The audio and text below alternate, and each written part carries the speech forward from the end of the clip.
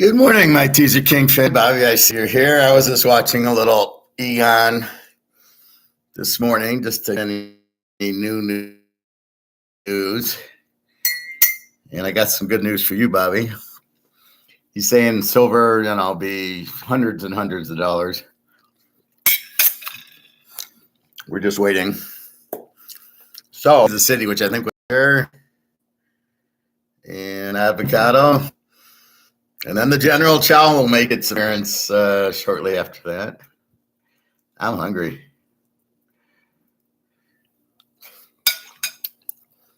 So I'm thinking about the NFL exhibition. And I honestly I did a Google search on what is the point of these inter-squad combined scrimmages, a.k.a. Detroit and Jacksonville had these little practices on Wednesday, Thursday, and Friday, I guess.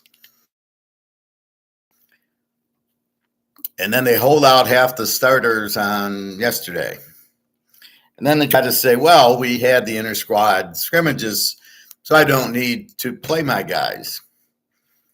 And I'm trying to think, are there tackling in this inter-squad? Is it batting practice or is it actual game pitching?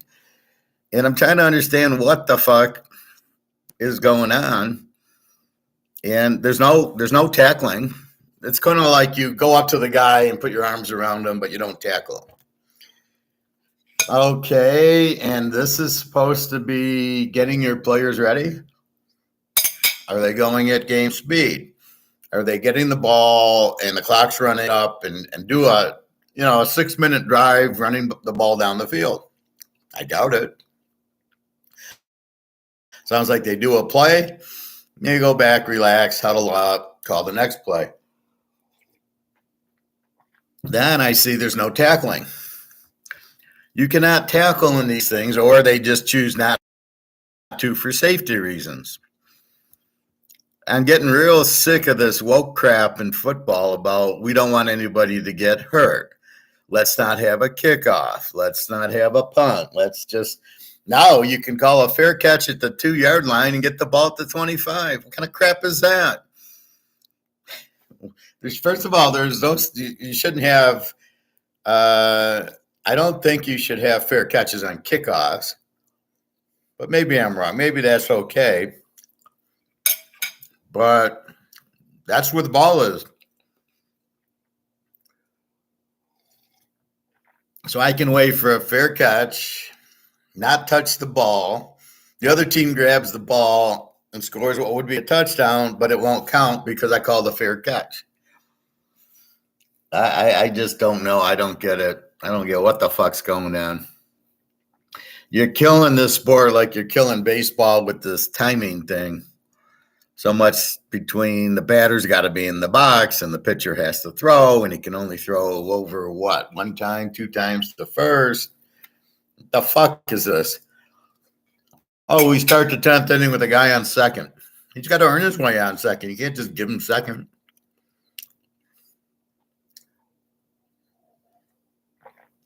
I tell you, this country's falling apart between the economy,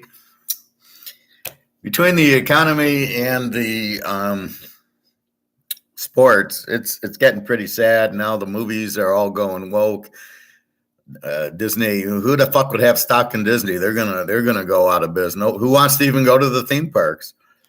Car companies are going to get crushed between the high interest rates from the inflation and then this new, you got to have 55 miles to the gallon, which I worked at a couple of car companies, GM and Ford, talking to engineers. They can't do it. It's impossible to get a gas-powered car 55 miles to the gallon. I have no idea what you do with the battery because there's no gas.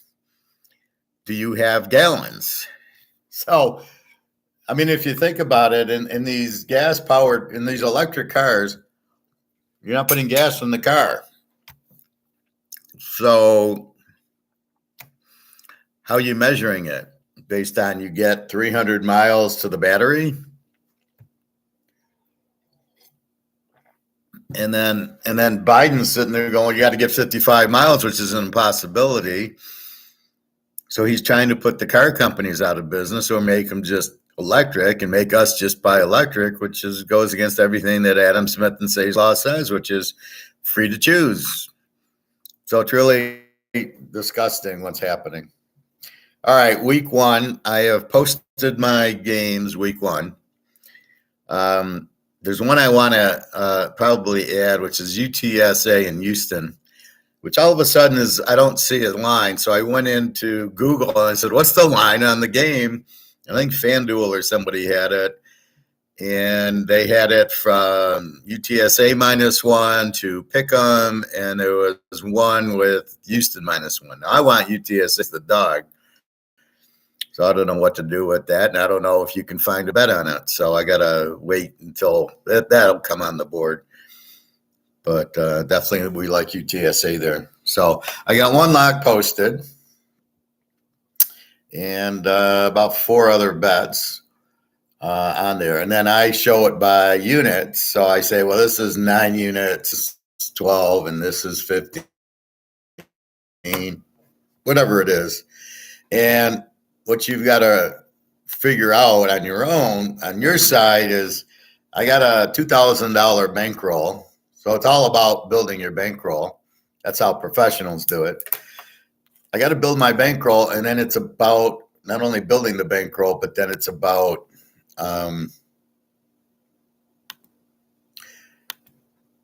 how much is a unit. So if I say bet 11 units, what's your unit? And if you got, a $5,000 bankroll, I don't want one bet to hurt you. We're going to pick 70 to 80%. Therefore, I should say me and the professor. So therefore, you don't want one bet to hurt you. You don't want to bet $5,000 on one game and it loses when we're going to have all these other winners. So you methodically keep going. So figure out maybe it's $25, $50 a game. Maybe a 9 unit is $200 and a 15 unit is $300 and a 20 unit lock is maybe $400, something like that. It's not necessarily 11 unit is not necessarily $25 times 11, something like that. Because mine, I have a kind of a number put. When I have a lock, it's a pretty big bet. If it's a big lock, 25 unit lock or something. And then you go from there. So that's the method to my madness. And then the difference is on the picks. Let's say I put Army with Texas so that's the free pick, Army, Texas. And then I put Army with Utah. And then I put Texas with with Utah or Notre Dame or North Carolina or Illinois or Pittsburgh or whatever. So I might put the lock in a couple different teasers, because that's really how you bet teasers. It's a unique blend where you don't just bet, you find a game and you bet it. Like in baseball, we had the Cubs yesterday, and that was it. So you bet on the Cubs, it's the lock, their pitcher, and that's how you do. But in teaser world, you find the game, like our Army, and you put it in 2 teasers. Because you found the game, right? Oh, they got to win by 1. Boom, I'll put them here. And then, hey, I'll put them here. And that's the way to bet teasers. Again, if you bet 4 different teams, you got to go 4-0 to win, because you're going to, let's say you go 2-0, you win, and then 1-1, you lose, and then a win and a lose. So you win 100, you lose 110, you lose $10. So you want to get that down to 3 teams, right? So if you put 1 team and 2 teasers, then it's just 3 teams I got to win, right? The 1-1, and then the same team with the other team. I can go 3-0. 4-0 gets a little more difficult. So then you could win the 1 key game. So off you go with it. So there's a lot of figuring out how to bet teasers, more so than just, I like this team and I'm going to take them from 7 to 1. Okay, but teasers, you got to pick 2 teams, and or you maybe play a 4 or 5 team teaser. So you've got to put all the facts in. I usually can play 5 team teasers every week. It's not hard. Between college and pro, it's certainly not hard. That's what I did. So anyway, my picks are posted on Teaser King. Just go to the purchase pick tab. You pay with PayPal. If you want to pay me some other way, I certainly accept gold and silver. Just send me an email. But PayPal, I don't think you need a PayPal account. It's your email, but then I think it probably needs credit card information, which I don't see. I've never had a problem. I've never had anybody, and I'm doing this for, God, it's been 20 years or so. Nobody's ever had a problem with PayPal hurting them, or I certainly don't. I don't even know what you paid me with. I just see PayPal. Bobby paid me $100 for this week. That's all I see. I don't see as anything else. He gets a password. So he goes back to the site, types in the password on this week's picks, and then he sees the picks. And then he should bet accordingly. But whatever he wants. But these are the games I like in teasers. So I give you the teaser. All right. Trying to figure out preseason football.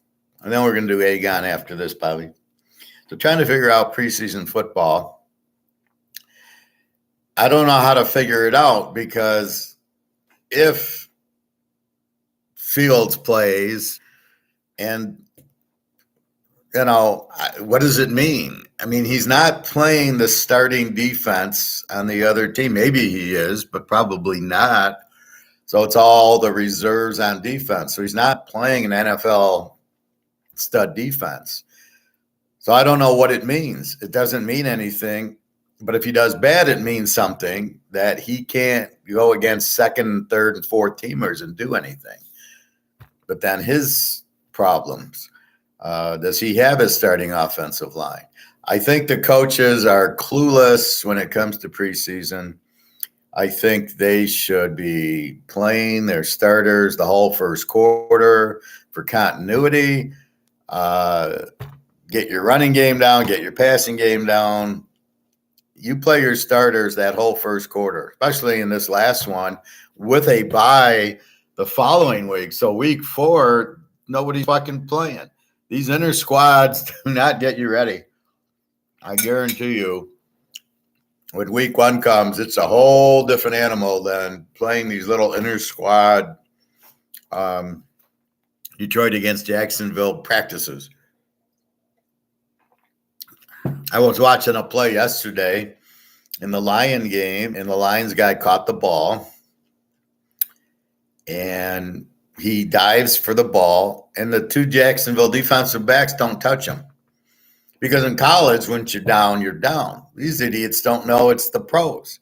You got to touch him. He gets up, scored a touchdown, but for some reason they didn't give him the touchdown. They gave the ball at the 10-yard line, even though he caught it at the 20.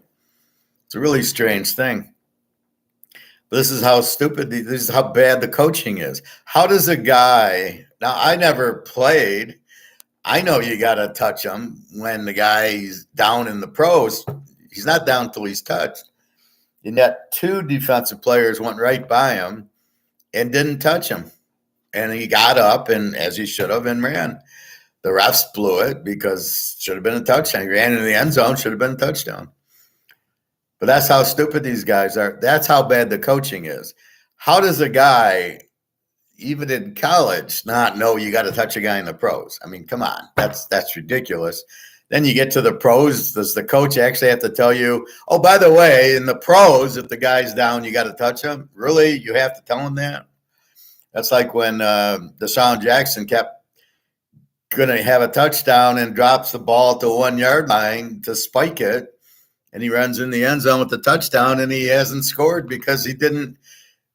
What is he, too stupid to carry the ball into the end zone? So he drops it at the 1.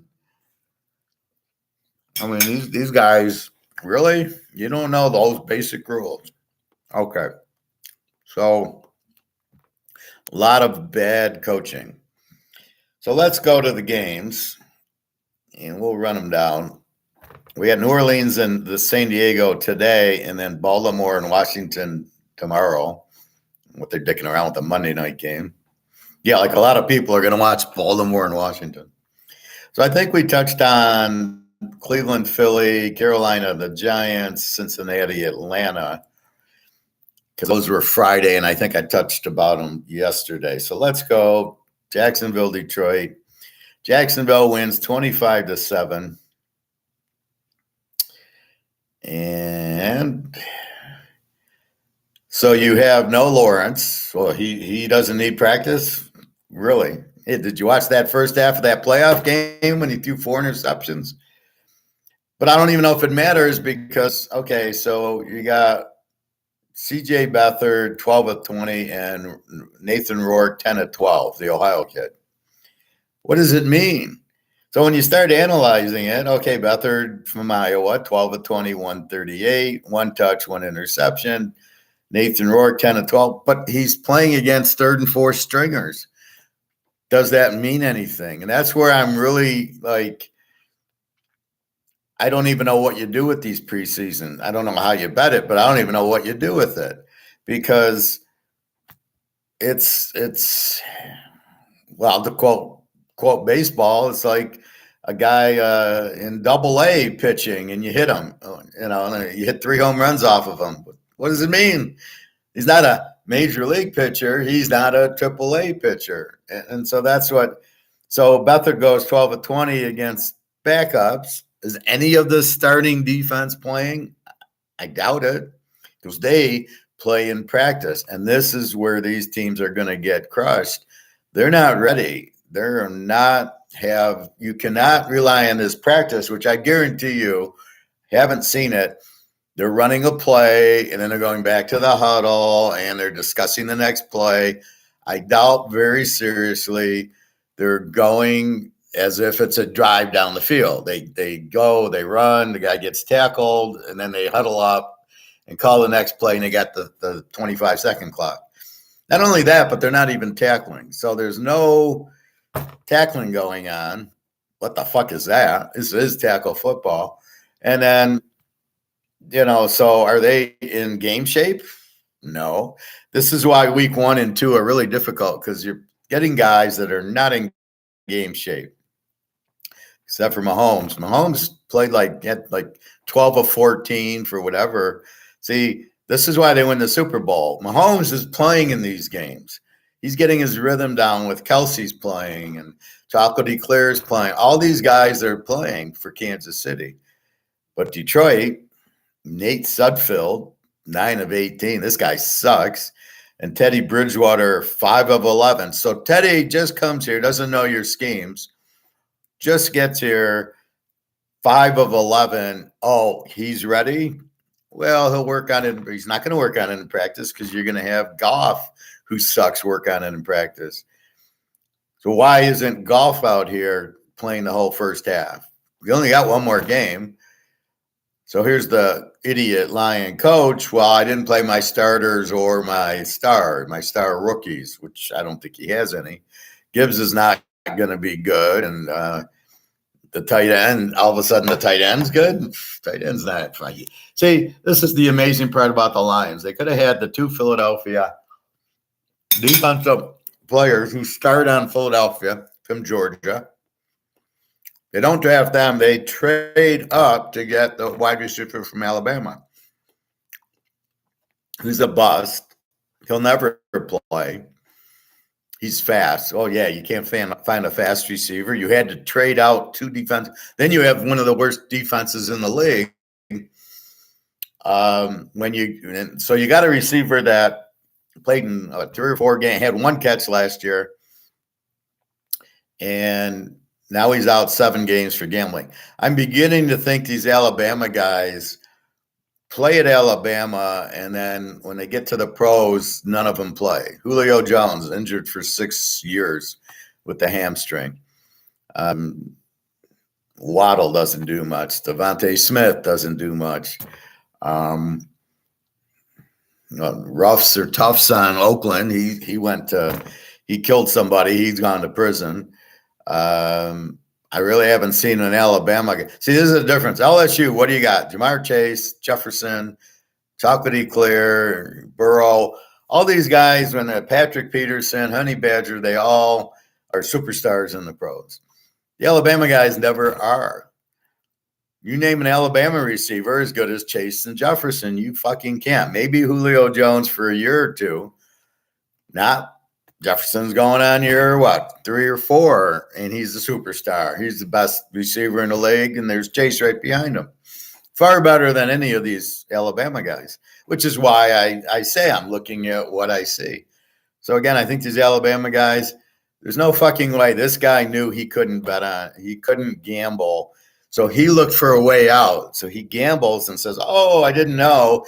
And then he gets his 6-game suspension, and he's like, oh, this is great.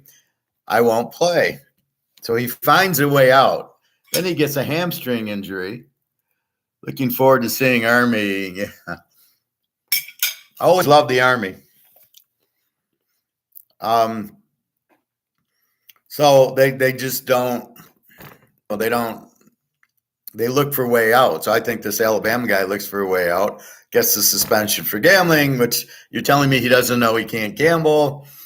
And so now he's out. Then who knows if it's a real hamstring issue. So he doesn't play in the preseason. He won't play the first 7 games. Even if he's out there, he's not going to do it. He'll get injured as soon as he comes back, and he won't play at all. Wasted pick taking these Alabama guys. I guarantee you this running back from Alabama, Gibbs, I never heard of. He's no Najee Harris or Henry. Why are you drafting an Alabama running back on a team that throws the ball? Makes no sense. Anyway, so I'm trying to figure it out. So then I look at rushing. I don't know. Jacksonville, Bigsby, who the hell is that? 13 for 70. Dennis Johnson, 6 of 36. I don't know. And for Detroit, George Jefferson, 6 of 16. Benny Snell, who I do know, that's Matt Snell's nephew, 3 for 15. And that's it. Receiving, I have no idea. I don't know who their receivers are anyway. And then Detroit, this guy Reynolds, 4 for 29. And that's it. So what is the point of the preseason? See, they don't use it right. So you learn nothing here. Jacksonville kills Detroit with C.J. Beathard and Nathan Rourke, and they ran it down their throat. So Detroit still can't stop the run. So Detroit plays their 5th and 6th. Army beating Lou Monroe. Make sure it's Lou Monroe because there's Lou Lafayette. I don't know if they beat Lou Lafayette, but Lou Monroe they beat. Is going to be like Alligator beating Peter Schiff. Yeah, that's what we're hoping for. Again, with the new offense and the new offensive coordinator on Army, they're going to throw more. So as Nick tried to point out yesterday, well, Lou Monroe has all summer to prepare for Army, which you can't do. But what are you preparing for? The option attack? They've switched offenses. They're still going to run it, but they are now adding a lot of They're like Air Force now. They're passing the ball. Alligator will be, well, he does consistently, and Egon's right behind him. Egon's 49-0. So you can't prepare for Army or Navy. It's impossible because you can't run at their speed. So to say, this is Lou Monroe. Lou Monroe is not a very good team. That's why we're taking Army. It's not like we're taking Army against Coastal Carolina, where Coastal Carolina beat them, or these other really good passing teams Army doesn't have a chance against because they can't run it enough to keep up with them. So that's why they're going to a little bit more passing offense, but that's what's happened. So again, trying to figure out in the preseason what the fuck's going on. What does it mean? They don't even play Lawrence. the Lions don't play any starter because they're getting it all in preseason in the little practices where you can't do anything, you can't tackle, you can't there's no tackling, there's no I'm sure they're not running full speed, and you think that's enough to get them in. So again, this is Detroit, terrible coaching. These players, Goff, God knows, needs a lot of work. The running backs, who are you going to have? Gibbs is a rookie. He doesn't need work. The defense, God knows, they're terrible. They don't need work. So it's you question the coach as being a fucking idiot, which he is. Jacksonville, Lawrence, God knows, he needs work. And they're running, and this whole, well, we don't want to get anybody injured. You know what? Let them go play tennis. They won't get injured. This is football. All right, Miami and Houston. I'll be briefer. I just like picking on the Lions. So Miami wins 28-13. Skylar Thompson. Now here, Tagliavoa, 5 of 7, 1 interception. So typical Tag, throws the interception. How many concussions did he get? At least he's out there getting the feel. All right. Houston doesn't have a defense anyway, so it's not like he's going to do anything. So he's getting his timing down with the reason, which is the whole point of this. Houston, C.J. Stroud, 7 of 12 for 60 yards, no touchdowns, no interceptions. What does it mean? It's not Miami starters. And then Mills comes in 10-22 for 94 yards. We know he sucks. Houston's in big trouble. Stroud sucks. Mills sucks. Again, I'm not even going to really get into the one guy I like to talk about is D. Akani from Texas A&M is on Miami. This is a great running back. I bet that they should have, it was I don't know what it was, 2nd, 3rd, 4th, and 1 at the 1 against Alabama with 10 seconds left. And they're down 28-24, 24-20. And I'm aching for them to hand the ball to this, how do you pronounce it?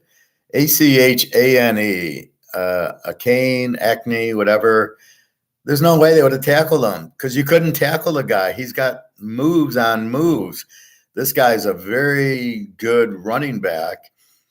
And the way you had your, 3rd string quarterback in, they could have beat Alabama if they hand him the ball on like a sweep and then let him dip and do. He'd have scored. No, he throws an incompletion, and that's the game. This guy's very good, so look for that. Will they be smart enough to use him? I don't know. And then Houston has no running. See, here's where Houston needs their running backs. If you're going to put Stroud out there, you need your running back, you need your receivers. What's the point of putting them out there with the backup receivers? Now, the problem with Houston is I don't know who their backup receiver, M. Boone, Jay Johnson III, N. Collins. I mean, I have no idea who the only one I heard of, Mechie, was from Alabama, 1 for 5. That's it. And Miami, we know their receivers, but they didn't play. All right, maybe Tyreek Hill caught 1 ball for 13 yards. Okay. So we'll give that credit to putting their starting receivers out with Tagliavoa. That's a little more intelligence. But if you're going to put your starting quarterback out there, you've got to put your starting receivers out there. Pitt 27, Buffalo 15. And I don't think who's their defensive guy? I doubt he'll be there. Buffalo's defense, Micah Hyde, 3 tackles. Shaq Lawson, 1. Milano, 1 solo, 1 assist. Ed Oliver, 1. God, I don't even know who these names are. So I'm looking for the linebacker that got hurt, or defensive end. Anyway, I don't see him out there, so that's going to be questionable. So Buffalo, Kay Allen, 12 of 15, Matt Barkley, 7 of 12, and Josh Allen, 7 of 10. So here, Josh Allen plays, Mahomes plays, Pittsburgh, Trubisky, 10 of 13, Mason Rudolph, 5 of 7, Pickett, 3 or 4. Why Pickett's only getting 4 attempts? I don't care if he gets injured. He sucks. He needs the whole first half. And then you can maybe third quarter Rudolph and fourth quarter Trubisky. I don't know. But what's the point of Trubisky 10 of 13 when you've got who's your receivers, right? I mean, he's got to be throwing this. You've got to assume it's the game. So you've got to have, okay, Pickett sucks. I'm bringing in Trubisky. Well, guess what? He's going to be throwing to his starters, right? The starters are going to be out there. You're in a game. Maybe it's the second or third quarter. So Trubisky's got to come in. He's got to get his timing down with the starting receivers. To get it with the fourth string receiver who's going to get cut makes no fucking thing, because throwing the ball is all timing, right? It's when does the receiver make his break, and I'm going to read the receiver, and there's an open, like Mahomes and Kelsey. Kelsey goes to the open spot. You can't read that. I mean, Mahomes might see the open spot. Oh, he's going to go there, and then Kelsey sees it. So I think with them, they both see, oh, he's going to cut in front of the linebacker that's open, and Mahomes throws it there, and Kelsey sees it, and he goes there. I assume that's what they're doing, because you really can't stop Kelsey because he doesn't know where he's going. He's not running a normal route. Bobby, by the way, forgot to ask, did anyone, Professor, get General Chow last night and make another trip to the coin store this weekend? Well, I got General Chow last night. You know that. It's Saturday. And the reason I go is because they're not open today. They take Sundays off. So it's either I go Saturday and then I eat half last night and I'll eat the other half after. Or if I wait till Sunday, I can't get it. And it's about a half hour away. And it's a pain in the ass. And there's so much construction on every fucking road and every fucking highway here. It's unbelievable. This is where they're trying to control us, right? You can't go on this highway. You can't go on that highway. I got a highway a mile away that's construction is going to be for 2-3 years. Then I got another highway up that is also got construction. And it's like they close the road and redo the whole fucking thing. Like, dudes, but it takes so long. I mean, it's a year, it's 2 years. It's insane. So you can't even take the road, or you find it, or you got to go 10 miles an hour, because most people are idiots and don't know how to drive, as I find. All the foreigners don't know how to drive. I kind of like that UCLA Coastal Carolina upper, Professor. Yeah, the Chinese spot you go to is in Detroit. No, it's not in Detroit. It's in what's called Southfield.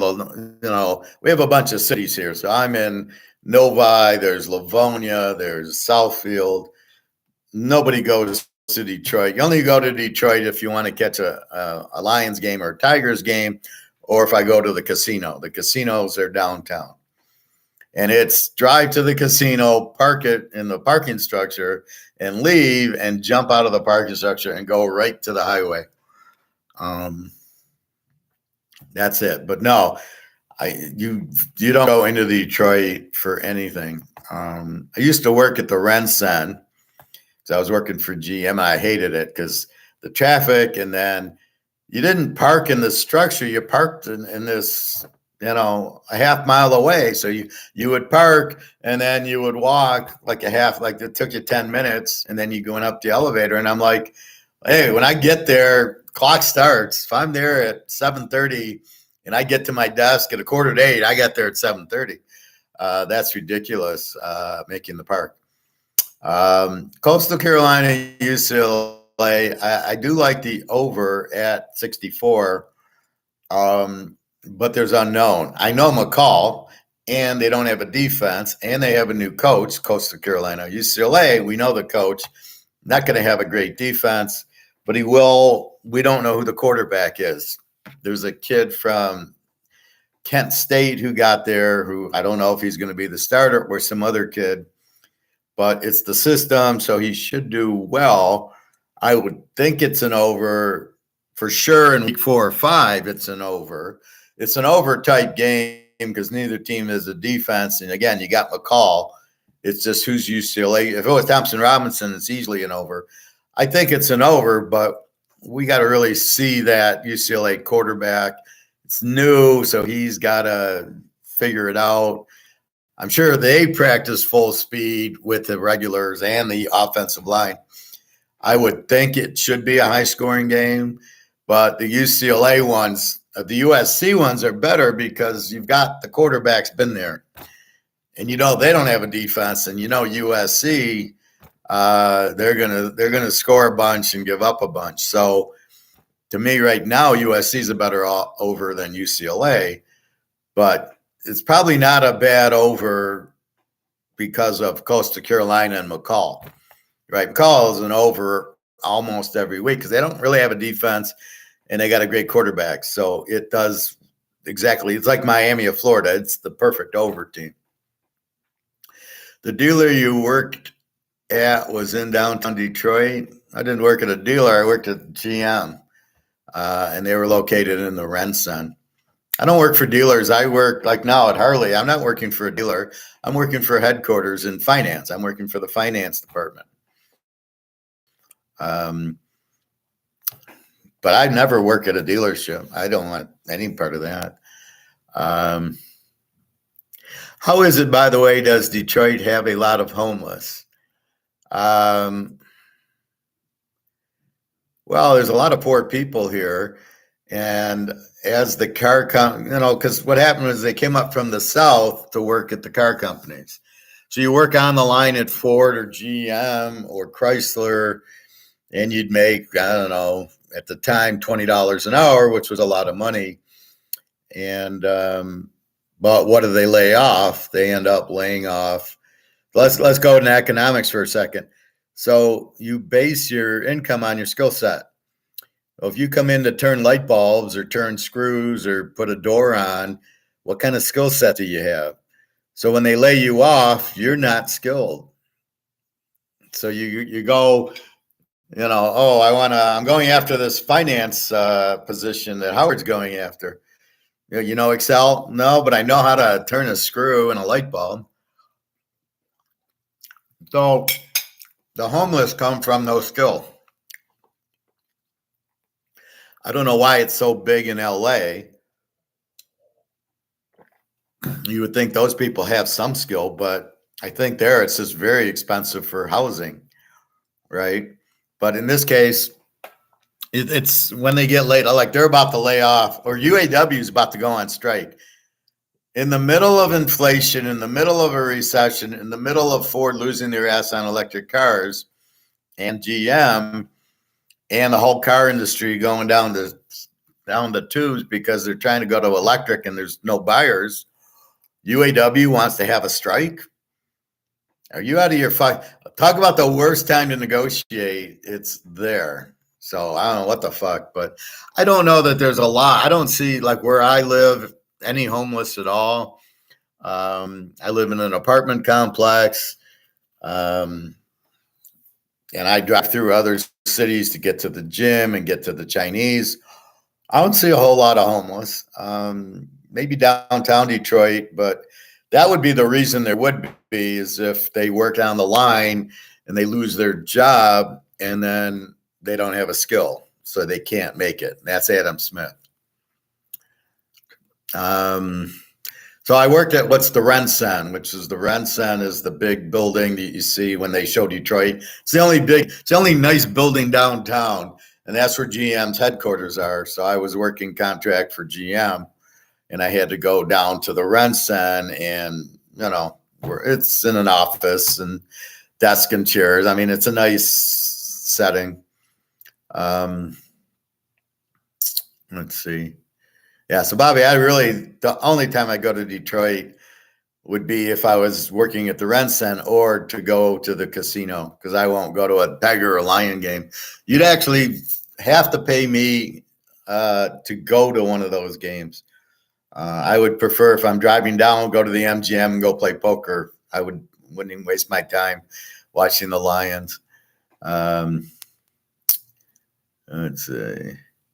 I remember Dallas had so many homeless people. A lot of their Uber drivers out there were telling me to be careful.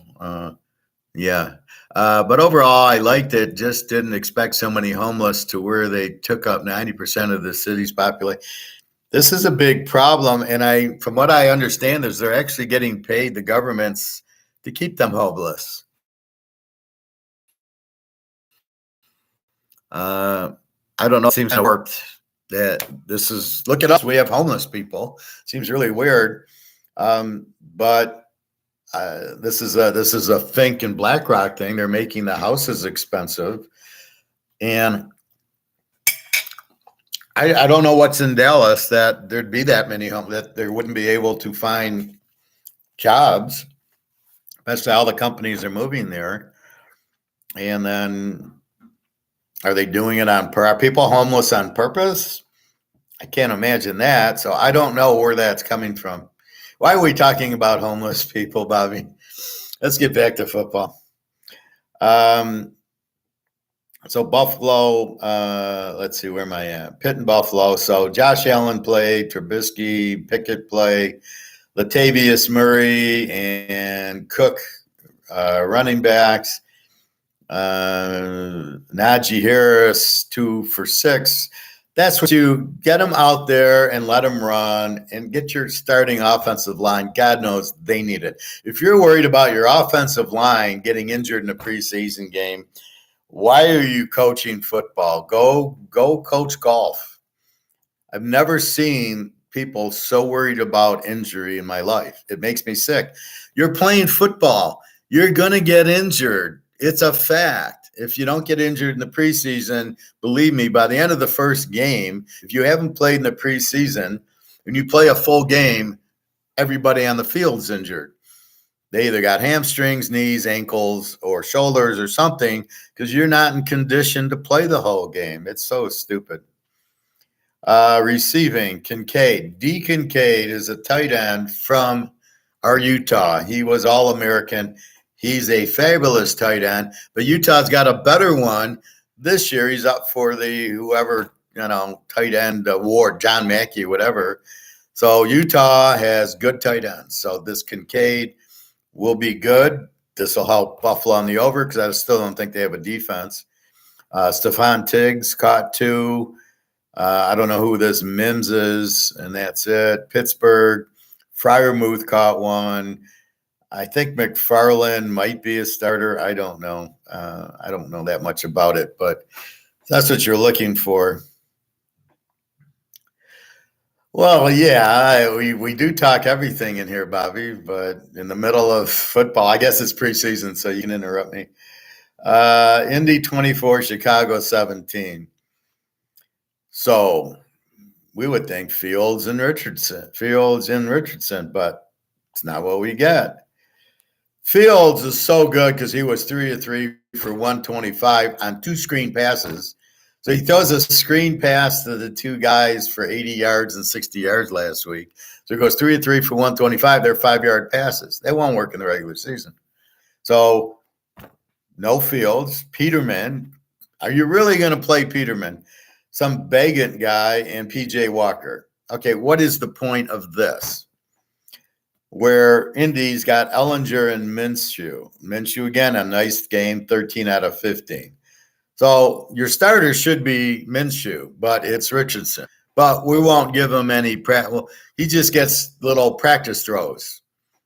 That's like he looked good in shorts and a T-shirt at the Improv. Well, you got guys coming at you. You got to read defenses. This is bullshit. So, again, we're betting strong against Indy until Minshew plays. So the worst thing that can happen is we bet Indy under or to lose. which they will, and then Richardson gets hurt, and Minshew comes on. Now it's a little different. You got to bet Minshew different than you're going to bet Richardson. So Richardson, I'll give him 3 games, probably get hurt because he wants to run, and this is the NFL. This isn't, and he couldn't run at Florida. This is a case where Richardson played in 8, 9 games, and that's it. Really, all he played was last year, and they didn't do very good last year. So I don't know why Richardson's the number 4 pick, and he's starting on Indy. Okay, I guarantee Indy doesn't win a game. Maybe they can beat Houston. So Indy and Houston will probably beat each other, and that'll be it. And they what are they thinking? And then the strange part will be they won't trade the quarterbacks. So then they have Stroud and Richardson, sort of like what Chicago did. They could have got rid of Fields and drafted a good quarterback, Thompson Robinson or Stenson Benson. But no, they keep Fields, and this is the problem. So watch, Richardson sucks. He's going to suck. And then here comes Hartman, Van Dyke, Rising, Caleb Williams, Penix, the list, Frank Harris from UTSA, the guy from Tulane, Van Dyke, and then they won't trade him, and they'll keep Richardson, and they'll be bad for 10 years. That's how you become bad for 10 years. You're not smart enough to realize the guy you drafted sucks. And there was, look at Baker Mayfield was the first pick or second pick, and he sucks. There was another guy who's out of it that was like a top 2 or 3 pick that sucks. And Josh Rosen sucked. He was decent at UCLA. I was surprised he was so bad. But these guys aren't top 5 picks. And that's what you have. So let's see. Rushing, Chicago. I don't see Walter Payton's name. R. Burns, R. Johnson, Peterman. What the hell is Peterman running? God. Indy, Ellinger. Why is Ellinger 8 for 60? Now he's a running back. Huntley, 8 for 19. Funk, who the fuck knows? Receiving, D. Fountain for the Bears. I don't know. There are a bunch of nobodies in Indy. George Washington, 1 for 42. DJ Montgomery, 2 for 39. Mallory, 2. Who the fuck knows? So Indy, I just don't see them having any talent. I don't know. Tampa and the Jets. We'll get more to the base. So Kyle Trask, my guy, 20 of 28. That's how you get a guy ready. And then Wolford's the backup, 4 and 4, but Mayfield's. So where was Mayfield in this game? Against the Jets, Aaron Rodgers not playing. Now I hear on the radio, they have such a terrible offensive line, da-da-da-da-da. And I look at the stats, no sacks, no yards for loss. So a game against Tampa, they didn't have a sack. So what are you worried about the offensive line for? I'm expecting to read 10 sacks. It's preseason. So it's hard to get into running. But I was very excited with Trask. Zach Wilson, 2 rushes, 41 yards. What is he doing? Again, the quarterbacks that want to be running backs, you won't see Rodgers do that unless it's a playoff game. Tampa Bay receivers, good luck. Yeah, I won't even waste our time. Lazard played for the Jets. Hardman from Kansas City played for the Jets. So the getting of, you just get them out on the field and ready to go. New England 21-17 over Green Bay. It's all Zappy. So Zappy goes 10 of 22 for 117 yards and a touchdown. Mac Jones 6 of 9 for 50 yards. Clifford for Green Bay 13 of 19, and Jordan Love 5 of 8. How are you getting him ready? Jordan Love has not played in 2 years. He wasn't any good at Utah State his senior year. This guy needs work. 5 of 8 for 84 yards. Are you kidding me? So Clifford looks good from Penn State. I have no problem with him.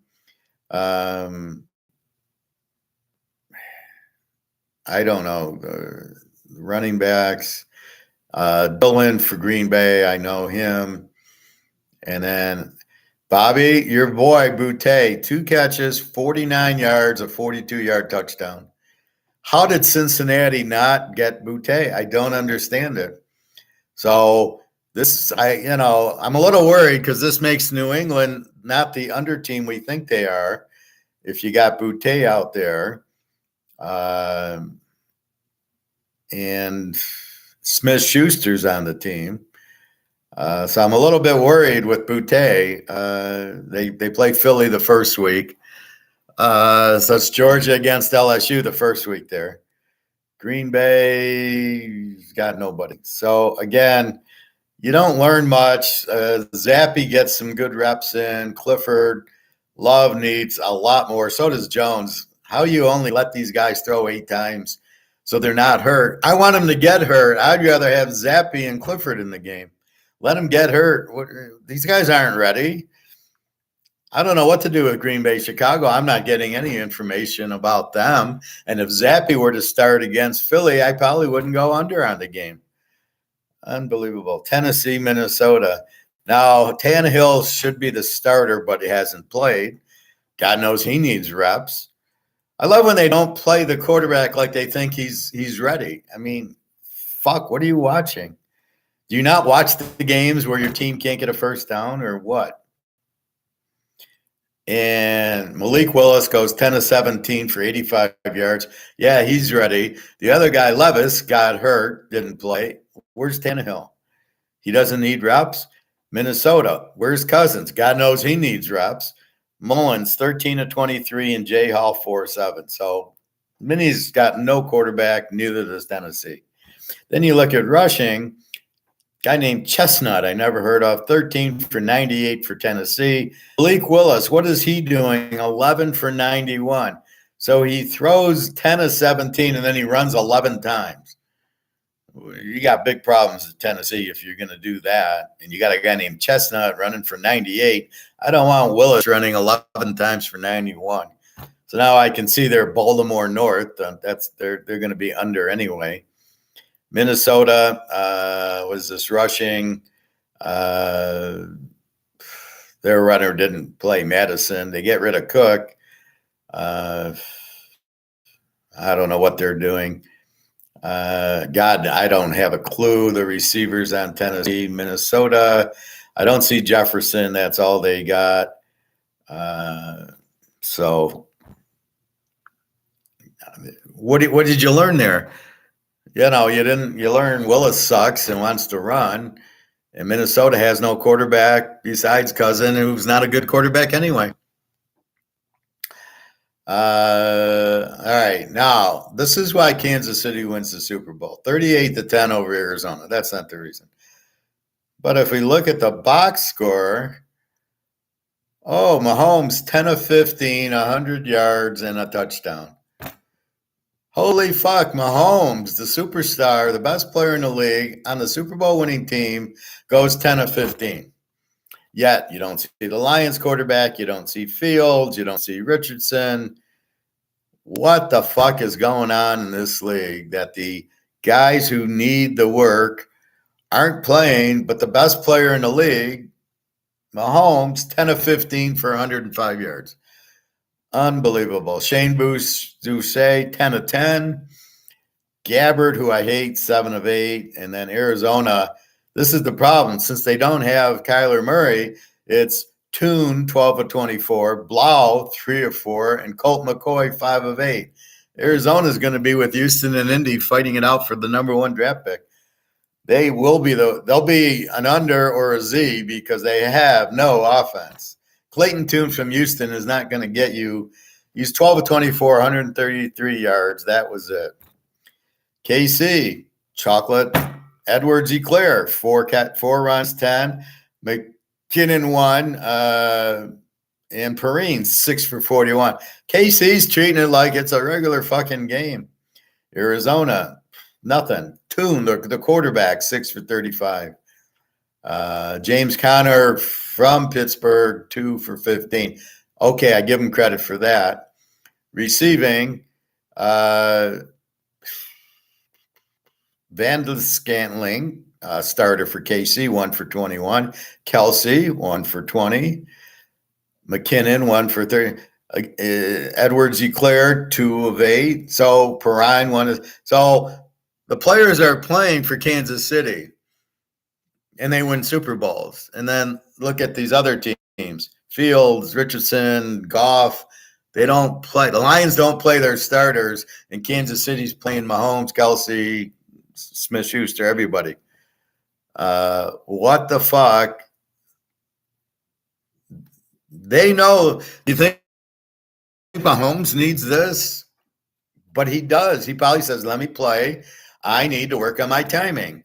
And that's why they're so far ahead of everybody. And it's really making me think I'm going to bet a lot more on Kansas City over Detroit, because they're going to kill them, because they're prepared. And Detroit is fucking around. They won't play golf, but Mahomes, they're playing.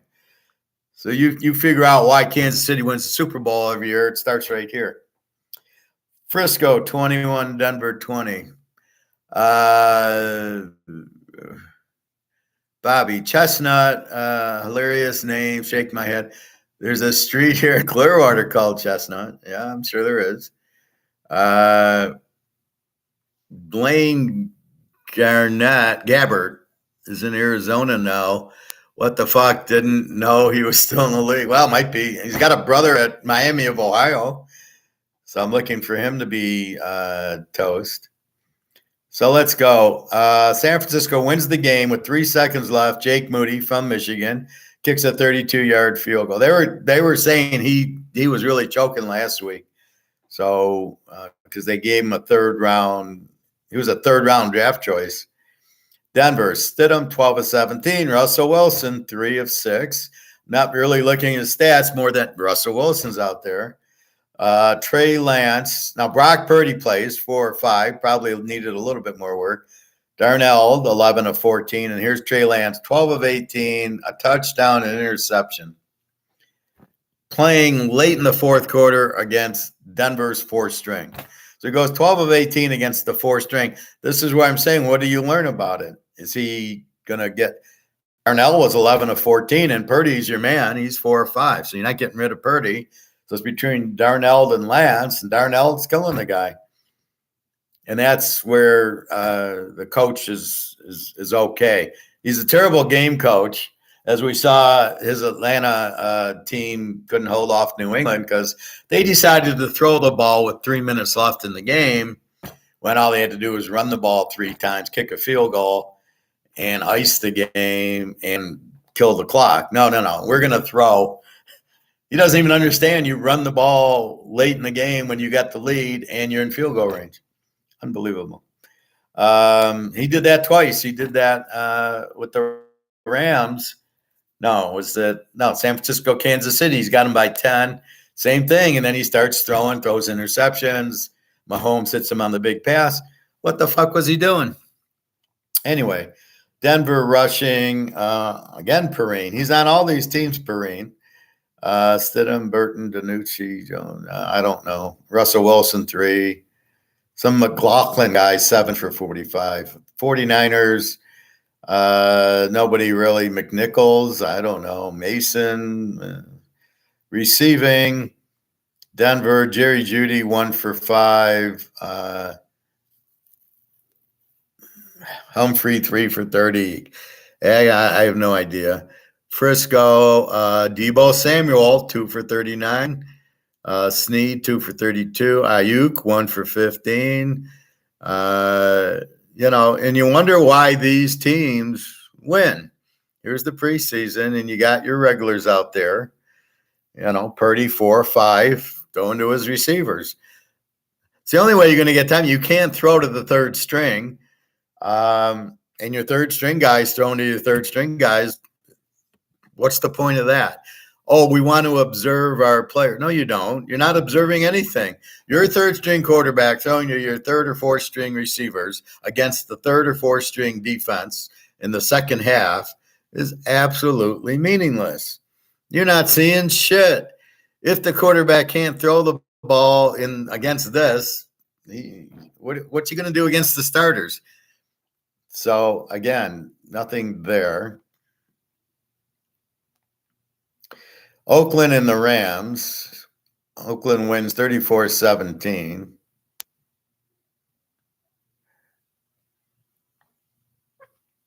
Oakland, Aiden O'Connell from Purdue, 11 of 18. Hoyer from, I guess, Michigan State, 12 of 22. And Garoppolo, 4 of 4. He's on a new team. He's always hurt. 4 of 4, and then you pull him for 39 yards. This is it. You give him 4. Yeah, he'll be ready. Stenson Benson, 15 of 24, another good game. 142 yards, 1 pick. And Brett Rippon. Why is Brett Rippon on the game? See, the difference is Garoppolo's a starter 4 of 4. I would have played him the whole first quarter. Brett Rippon is just wasting time and taking snaps from Stenson Benson. You want Benson out there as much as you can get it for. What the fuck you see now? You're taking snaps away from Benson. That I don't agree with. Rushing, Las Vegas. There's my guy, Sonori McCormick. Sonoris McCormick, 1 of 3 for 30 for 3 yards. No touchdowns. The Rams, Ron Rivers, 9 for 42. Receivers, McCormick, 1 for 1. Last week he had 2 touchdowns. So he's really a good one. But I doubt they'll be smart enough to use him. And then the Rams receiving nobody. So really, they're just the preseason games are wasting everybody's time. You're having a game, you're not playing your players, except for Kansas City, and they're the ones winning the Super Bowl. Seattle 22, Dallas 14. Deuce Vaughn did play very little in the game.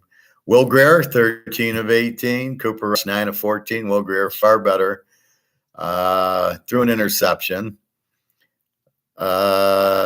Seattle, Drew Lock, 5 of 6. Holton Ehlers from East Carolina is very good, 7 of 13. And Geno Smith makes an appearance, 5 of 6. Leave it to Coach Pete to get him out there.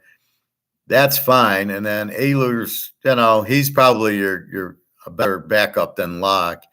Will Grier, 13 of 18. He's your starter. I wouldn't play Prescott. I'd play it like this in the regular season. You don't want Prescott and all his interceptions. I guarantee it. Deuce Vaughn, 5 of 14 and another touchdown. He's your best running back.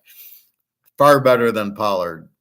Now they'll start Pollard because they're idiots, but this guy's like maybe your 3rd round back. He's like the other little guy from Kansas State 10 years ago who was just great. And this guy's the same thing. He's like 5'9", 200, and just has moves and, very good running back. So how Dallas drafted him is a mystery.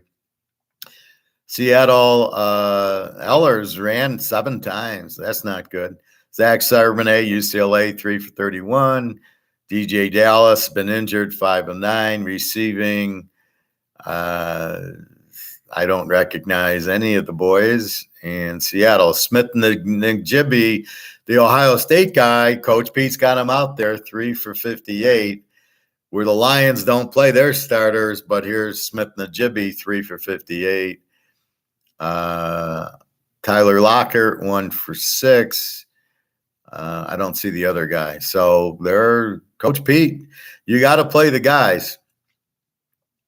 Did Joe Burrow recover from his injury? Yeah, I'm sure he did. They're keeping him out, but he's ready. He'll be ready to go. Yeah, it'll be cool if Stenson Benson takes the starting job from Stafford, who I've never been crazy about. Well, especially on the Lions, right? He should, but this is where the NFL is funny. They'll start Stafford, but you don't know why when you can clearly see Stenson Benson's better. You can clearly see Will Grier is much better than Prescott, but yet they'll start Prescott. Then they'll start losing games, and then they'll realize, oh, let's go to Will Grier. but they did it in college. Miami has Van Dyke, but they started De'Aaron King. They barely beat App State, lost to Michigan State. They're like 2-2, and then finally he gets injured, and they bring in Van Dyke, who lights it up. And you're like, didn't you see Van Dyke was better? And the same thing with Utah with Rising. First 3 or 4 games. Now, he might have been injured and then recovered, but he didn't play. And then all of a sudden you bring him in, they're scoring 40 points a game. And you're like, you're looking at the head coach like, don't you know the talent you have? You got to lose with your starters, and then he gets hurt, and then you finally bring in the guy who's got all the talent. Like, what the fuck? So that's the problem, is these coaches are too fucking stupid. That was the last one, Dallas, Seattle. So let's look at week 1 and see if we can make heads or tails. Again, the free college pick is Army in Texas. Army with a new offensive coordinator, but it's still Army. Good head coach, good discipline. Playing a very weak Lou Monroe, who, to quote Nick, they could take 5 years to get ready for Army. They couldn't get ready for him. I mean, that's the one team you can't get ready for. Army and Navy run different offenses than anybody else. And if you don't see, you cannot practice them because of the speed difference. They're going to run at full speed, and you can't run it at full speed because you don't even know what full speed is. You can't practice it because you don't know how to. So there is no getting ready for Army and Navy. Now, the thing is with Notre Dame, they play Navy every year. So they already have figured out Navy because they know it. So therefore, they don't have the problem with Navy that Lou Monroe is going to have with Army, because they're not going to be ready for it, where Notre Dame will be ready. I think Notre Dame's going to put up a big number on them with Hartman. I look for Hartman there. Yeah, Kellen Moore should have been the starter in Detroit too, but they just kept him on the bench behind Stafford. And how did that go? How many games did we win? Now, keep in mind, you had Kelvin Johnson with Stafford, and you couldn't win shit. That's my point about drafting receivers. You had Stafford and Kelvin Johnson, and you're going 6-10. The receiver is not where you win. You win with the defense. You win with the quarterback. But I don't like what Miami does in Philadelphia, where the quarterbacks suck. So they got to bring in good, So Miami had Waddle, but he can't do shit. So they bring in Tyreek Hill. So the defense now has to, now there's two good receivers to cover. So Tagliabue looks better because he can run more of an Alabama, where you need 4 fast receivers against Arkansas State or New Mexico State to win. And same thing with Philadelphia. There's a guy named Tom Brady who had no receivers, right? He had nobody. And he won, all those games. And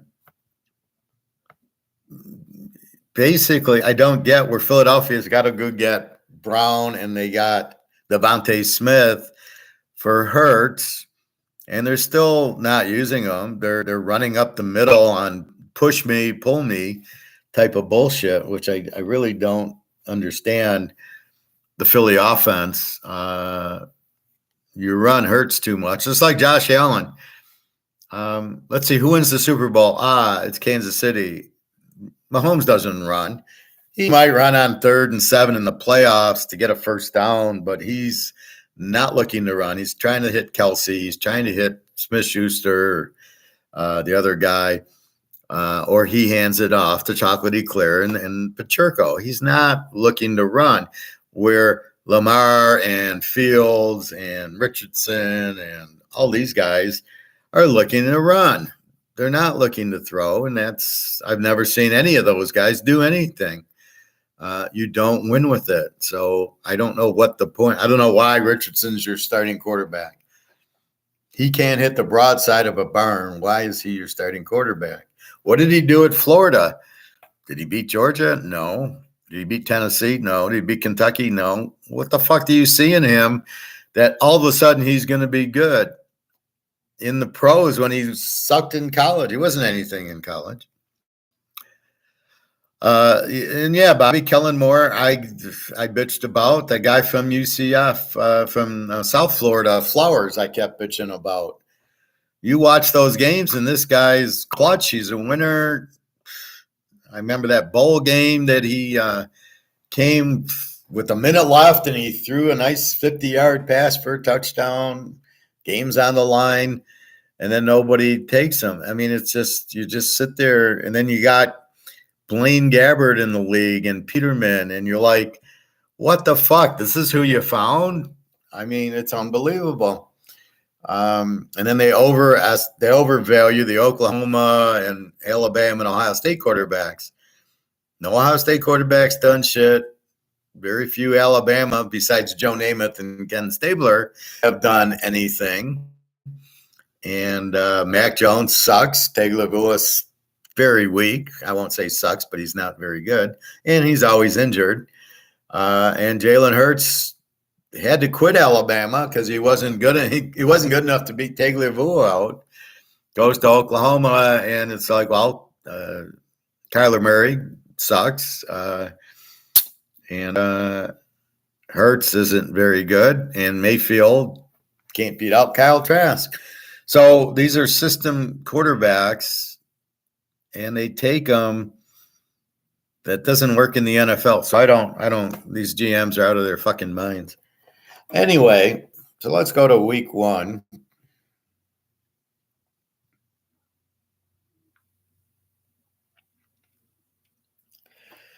So we got Kansas City 6.5, 54.5. The more I'm watching, the more I'm beginning to like Kansas City even. I mean, they're playing Mahomes. Detroit's fucking around. They don't even play golf. They're not playing their receivers. They're not playing their defense. Oh, they're just going to turn it on like that. Oh, really?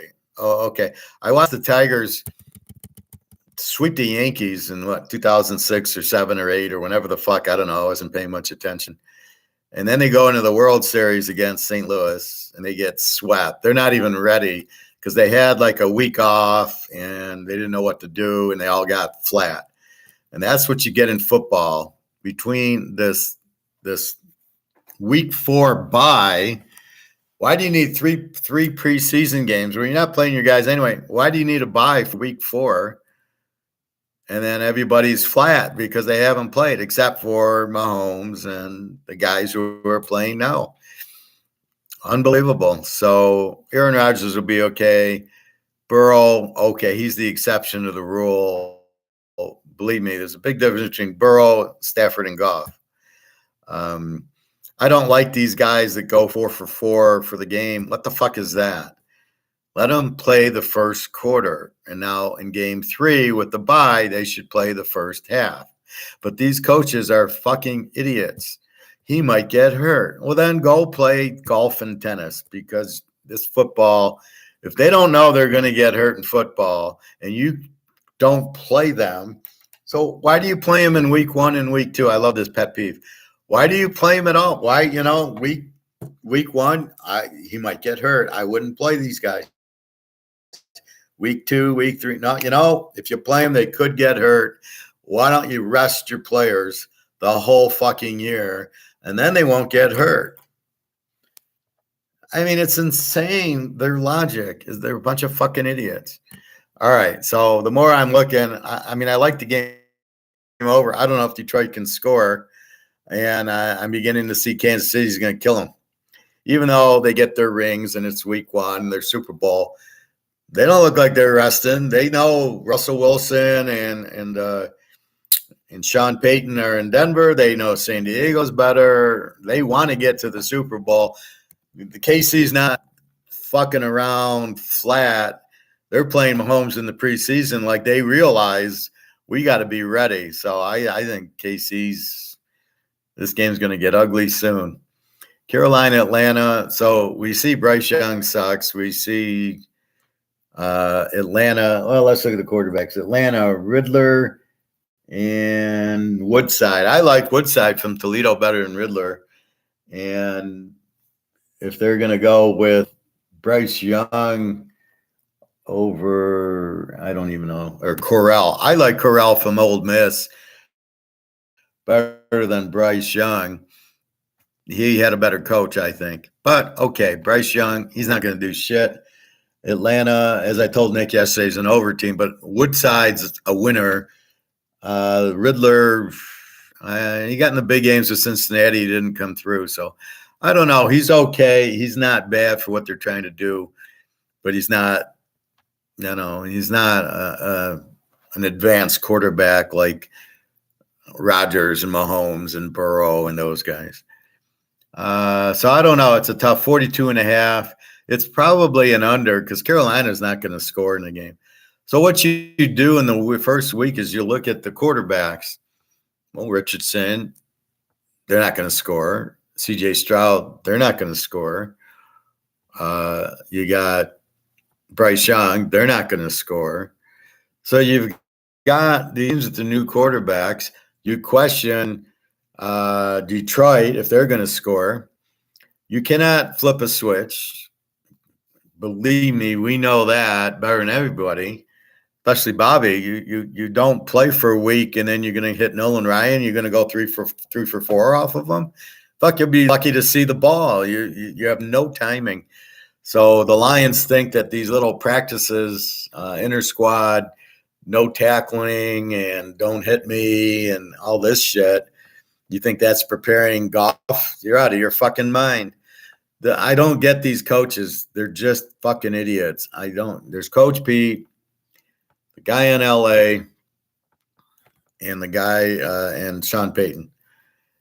That's it. The Jets, Salah, okay. He looks okay. Buffalo's coach sucks.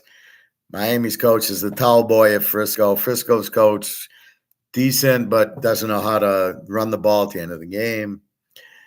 Outside of that, who do you see? San Diego's coach sucks. Houston's coach terrible. Okay. Cincinnati 147.5 over Cleveland. We love Cincinnati. We've got Joe Burrow getting 5 points. I'd only worry if Thompson Robinson started, but I'm sure he won't. They'll go to what the fuck's his name? Where is it? Yeah, they'll go to Deshaun Watson and watch him go 10 of 30 for 100 yards, run the ball a few times, and throw 4 interceptions. So Burrow is probably the exception where he is kind of hurt, although I would like to see him a little bit in this game because then there's the bye, but he'll definitely be ready to go.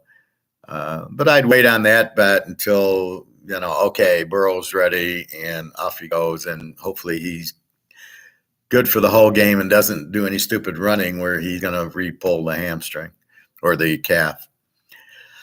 Jacksonville and Indy. We got Trevor Lawrence against who for Indy? We've got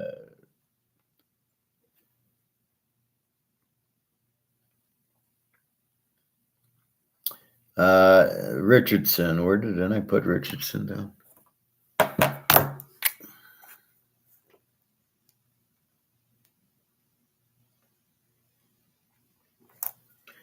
So Richardson's at Indy and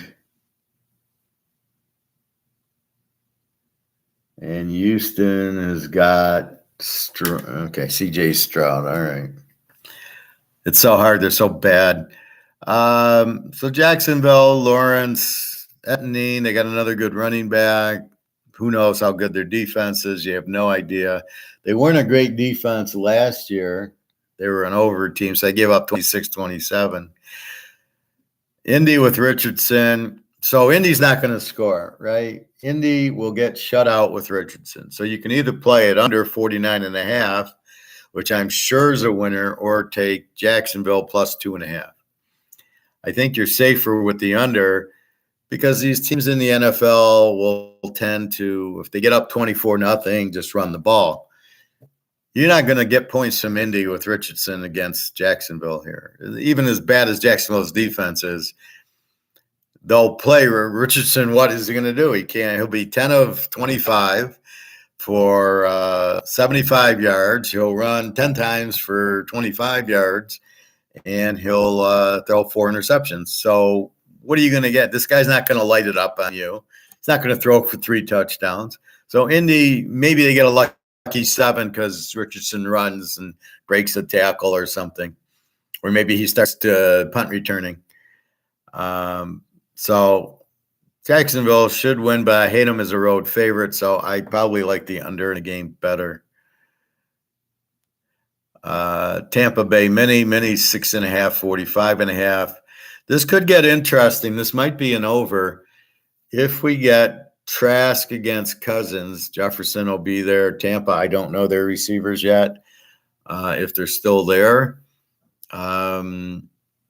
But if it's Trask's looking pretty good. Minnie doesn't have a defense. So if Minnie's up 20-0, Tampa can come back. Trask can come back. Mayfield, I don't like as much. I prefer Trask than Mayfield. Trask is better, but we will see who the starter is. But I'm not sure if I like Minnie even as much as I like the over, because Cousins to Jefferson, that's 28 points. And then what does Tampa do? Well, they'll probably be right with them because Minnesota doesn't have a defense. And Trask is a good quarterback, as you showed at Florida. Tennessee, New Orleans. New Orleans 3, 41.5. The tight end did something. I don't remember. So I got to see if he's playing or not. What's his name? I don't know. But they have Kamara, and they have the guy from the Lions who scored all those touchdowns. They have Derek Carr and Hayner. Winston, I don't know what to do with that guy. Tennessee's got Tannehill. They have a decent defense. They have no running. They have no receivers. Malik Willis, really? So I think New Orleans wins the game. I think it'll be pretty low scoring because I don't know how much does Carr light it up. They do have Olave, and I think they have Mike Thomas. So I think New Orleans gets the win here with Thomas, Olave as receivers, the kid from Detroit, and Kamara running back, and you got Carr. New Orleans is for this league pretty fucking loaded, I think. So I think New Orleans gets the win here. San Francisco, Pitt, Frisco 3, 40.5. You got Purdy, you got Pitt with what, Pickett or Trubisky. Good luck scoring on Frisco. Good luck scoring on Pitt. So that leaves you with probably under 40.5 to 46.5. I really don't see a lot of points in this game. Just it's the first game, and with these defenses, you're not, even if you drive, you're probably kicking field goals. I'd be surprised if this went into the 50s. Arizona, Washington, no quarterback on either team. Who's Washington's quarterback? Jesus. Howell. Oh, they named Howell the starter. And who's Arizona's starter going to be? Clayton Tune against Howell. Two not even good college quarterbacks going at it. That's why the over-under dropped from, like, what was it, 41, 40? It was probably 40-something to 38.5. So I look at where you're going to get points in this game. Tune running or what? So I just see this as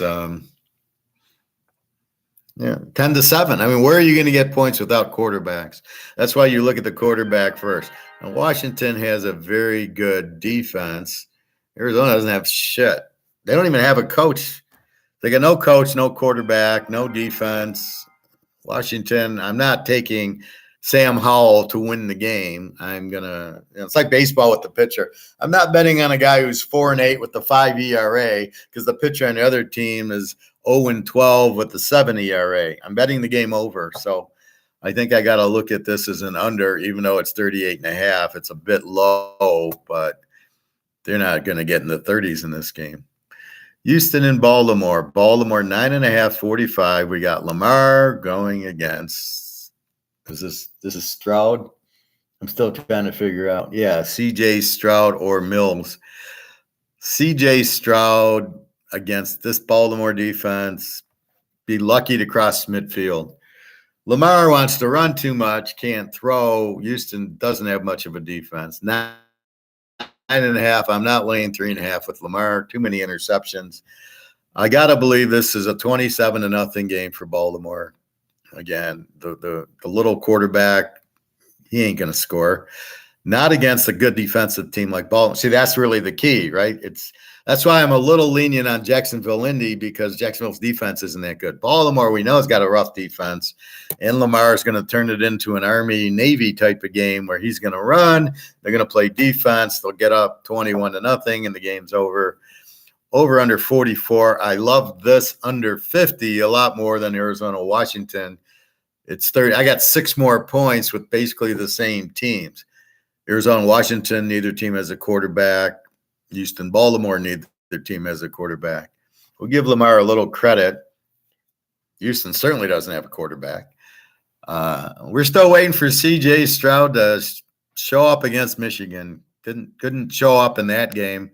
And their defense is good, but not as good as Baltimore. So, again, this is clearly an under. I don't like the 3.5, so I'm not going to take Baltimore. I would with Aaron Rodgers. I would with Mahomes. Not Lamar. He's too many turnovers. It's too much me. Chicago, 2.5, 44 against the Packers. Who knows? Fields has one. He throws 2 screens for touchdowns. Oh, now he's good. He still sucks, but he does run. The question is Jordan Love, but I do like the guy from Penn State, Sean Clifford. I think he's better than Love. I think they'll eventually go to him.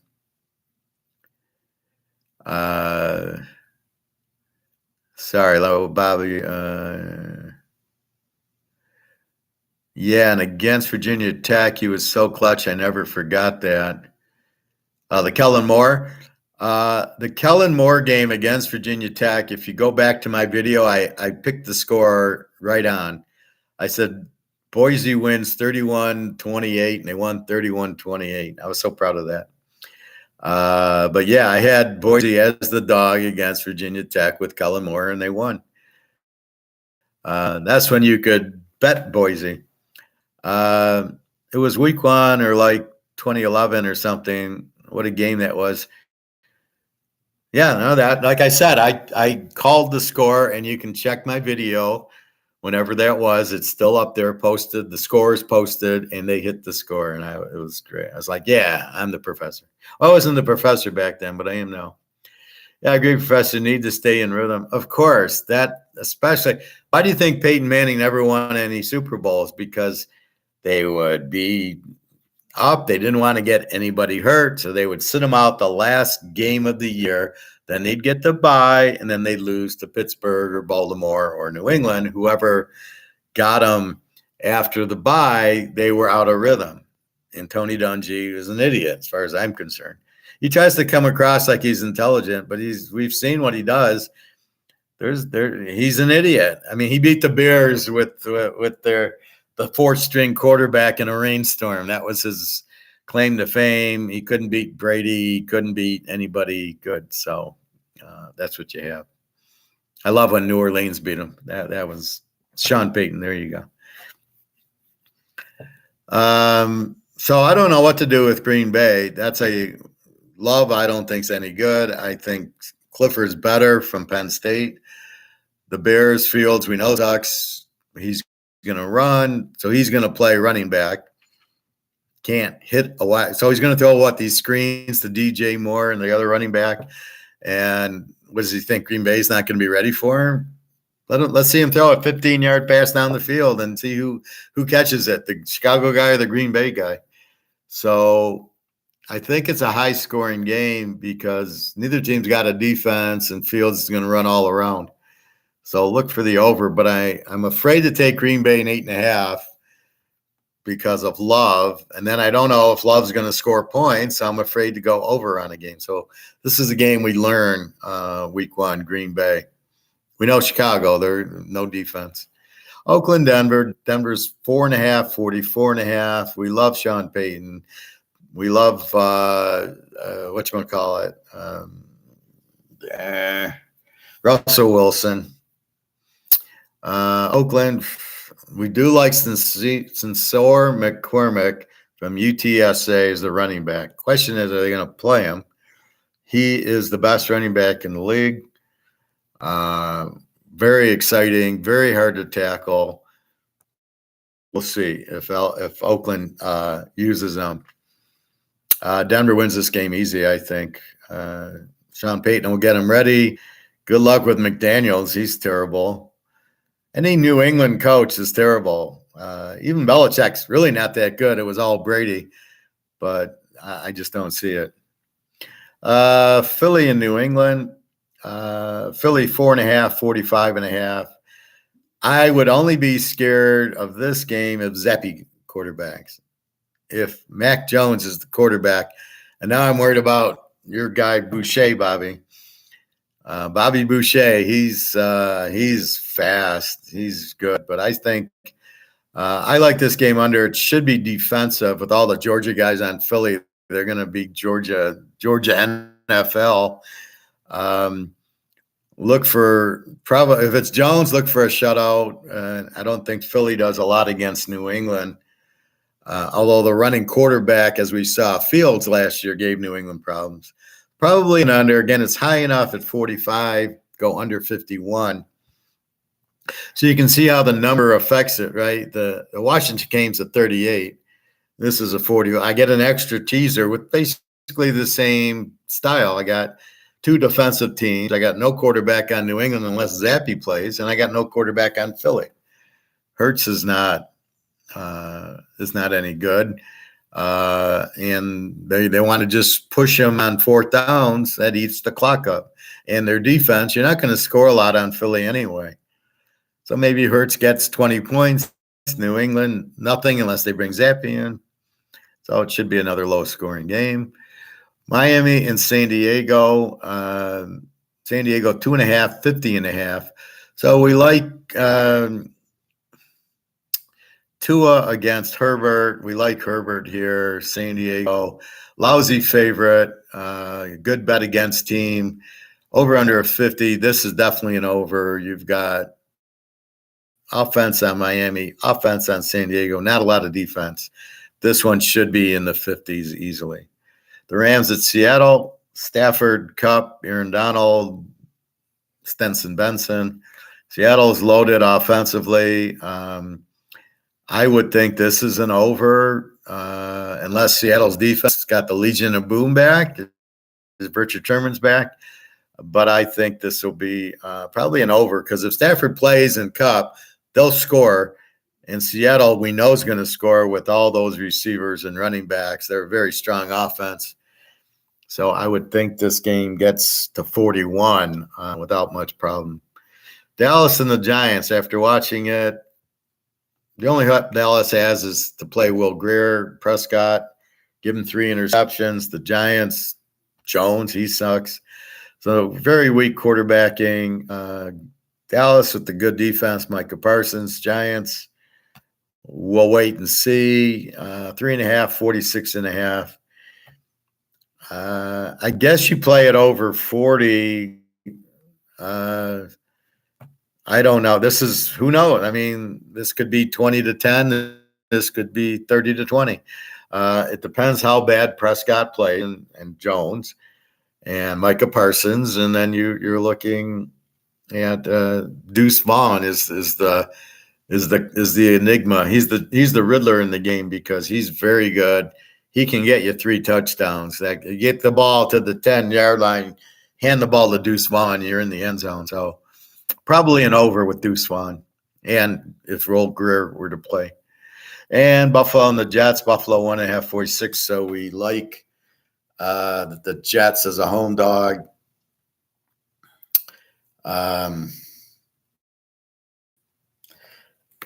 Good luck. Is Von Miller playing? I don't know. I can't. We'll have to find that out. We'll probably see some news on it. It doesn't matter. Now, they're saying how bad the Jets' offensive line is. They didn't have any sacks yesterday. I don't know how bad it is, but you certainly make game plans. Aaron Rodgers realizes it's bad, so Aaron Rodgers is going to move around in the pocket like Joe Burrow last year since he was banged up. And what did he do? He moved around. They were right there with KC. If they didn't get that stupid late hit on Mahomes, they're going into overtime. So I don't really know. Burrow didn't have a problem with it's 5 guys who played at Ohio State and Michigan who were starters who just didn't get drafted. They can play. How hard is it to play offensive line? You sit there and you block the guy in front of you. You're in the pros. You played at Ohio State, Michigan, Notre Dame. I mean, I'm sure you know how to play. I love that. Detroit gets a center, and they're saying, well, he's getting killed. And then he played for South Florida, and you're like, look how stupid Detroit is. South Florida, we know, sucks, right? How do you get a guy at center from South Florida? I mean, this is what I sit there. Detroit could have had all these Georgia defensive players instead of getting the stupid receiver from Alabama who goes and gambles and he'll never play. You could have had 2 Georgia guys. This year, you could have drafted 2 Georgia guys instead of a bust running back who you don't need and this linebacker from Iowa. You could have had 2 Georgia. You could have had 4 Georgia defensive players, and guess what? You'd have had the top defense in the league. But no, you're smarter than that. You take a linebacker from Iowa, which I don't mind that, but I would rather have the Georgia guy. And then you take a running back. Why would you take a running back? Why are you taking a receiver and a running back in the first round from Alabama? Good God, just pathetic. All right. So that's football. Now we're going to go to Egon the Eagle. Again, the free pick for college for next week is the Army. Go Army, beat Navy, and Texas. Hook 'em horns. All right, I got an Egon video just for you, Bobby. Egon's the man.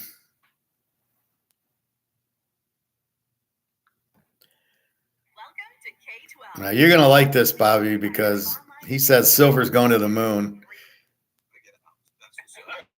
Now, this one is 10 months ago, but it's Egon. So I got to go to minute 20.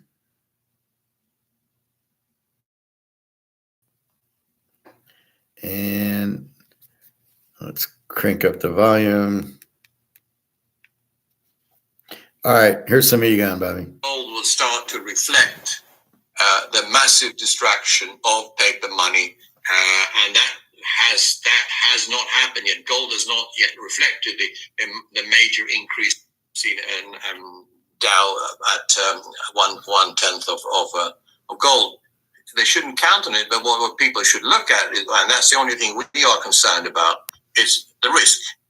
And the risk is now massive that all assets markets, all the epic bubble markets of stocks, bonds, and property will collapse, and that gold will start to reflect the massive distraction of paper money, and that has not happened yet. Gold has not yet reflected the major increase in money supply that we've seen. And so that's the simple equation. Whether it goes down, whether it's 10 times the relationship, or whether it's less or 5 times, whatever, it doesn't matter. It's the risk, it's the trend, and that's what people should worry about, and it's the protection they should think about rather than focus on the absolute targets. Hence your reference, of course, to Brian and I have spoken about your comments many times. How much gold should one own? As much, whatever they can't afford to lose. It's a great comment, and I understand where you're coming from with that. Would you just like to expand on that just a little for our audience?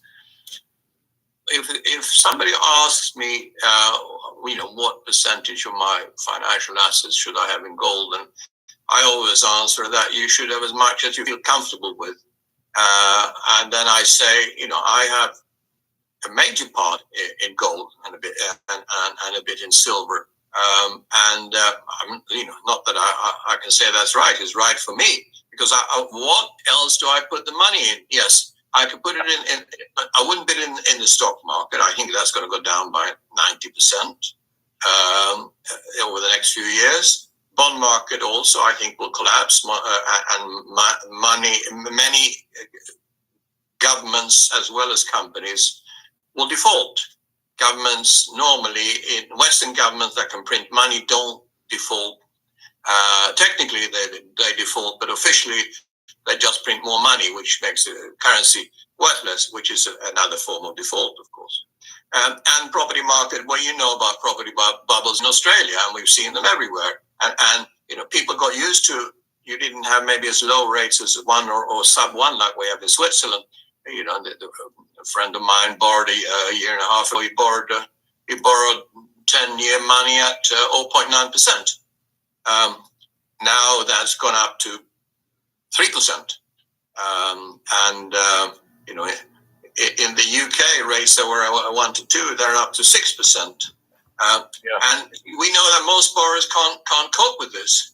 When I was young, I remember my friends in England, because they were, the banker friends I had, they had a special subsidized rate of 5%, which I thought, everybody thought was fantastic. How cheap? 5%. Those normal rates were 8% roughly at that time. And of course, I've told people many times about when I moved to the UK, and in 74, my first mortgage was 21% for a while. It was a bit tough, but we coped with it because we had good margins and we didn't borrow 95% or so. Or 105 even for my men. We're going from one extreme to the next, and I think this is the end of a big era. So we will see, the unwinding of debt, unwinding of the assets that support the debt. Of course, the debt will never be repaid. We know that, so it has to implode. But when the debt implodes, so will the assets that supported that debt, and that's what I think we will see. Of course, exactly how and when it will happen, nobody knows. All what I'm saying is the risk is higher than ever now in history. So therefore, protect yourselves. Now, coming back to your question, so what should the investors have? And we're already back in, when I started talking about this back in 2002, 3, whatever it was, I told people that, I thought that even at that time, that up to 50% would be the right percentage. Now, people that in 2002, and you mentioned that before, when I had my daughter's wedding, told people to buy gold, and if they that was in the UK, people who bought it then, that was £200 for an ounce of gold. Now it's over 1,500, so it's up 7.5 times. In Australian dollar, you're up slightly less. You're about 6 times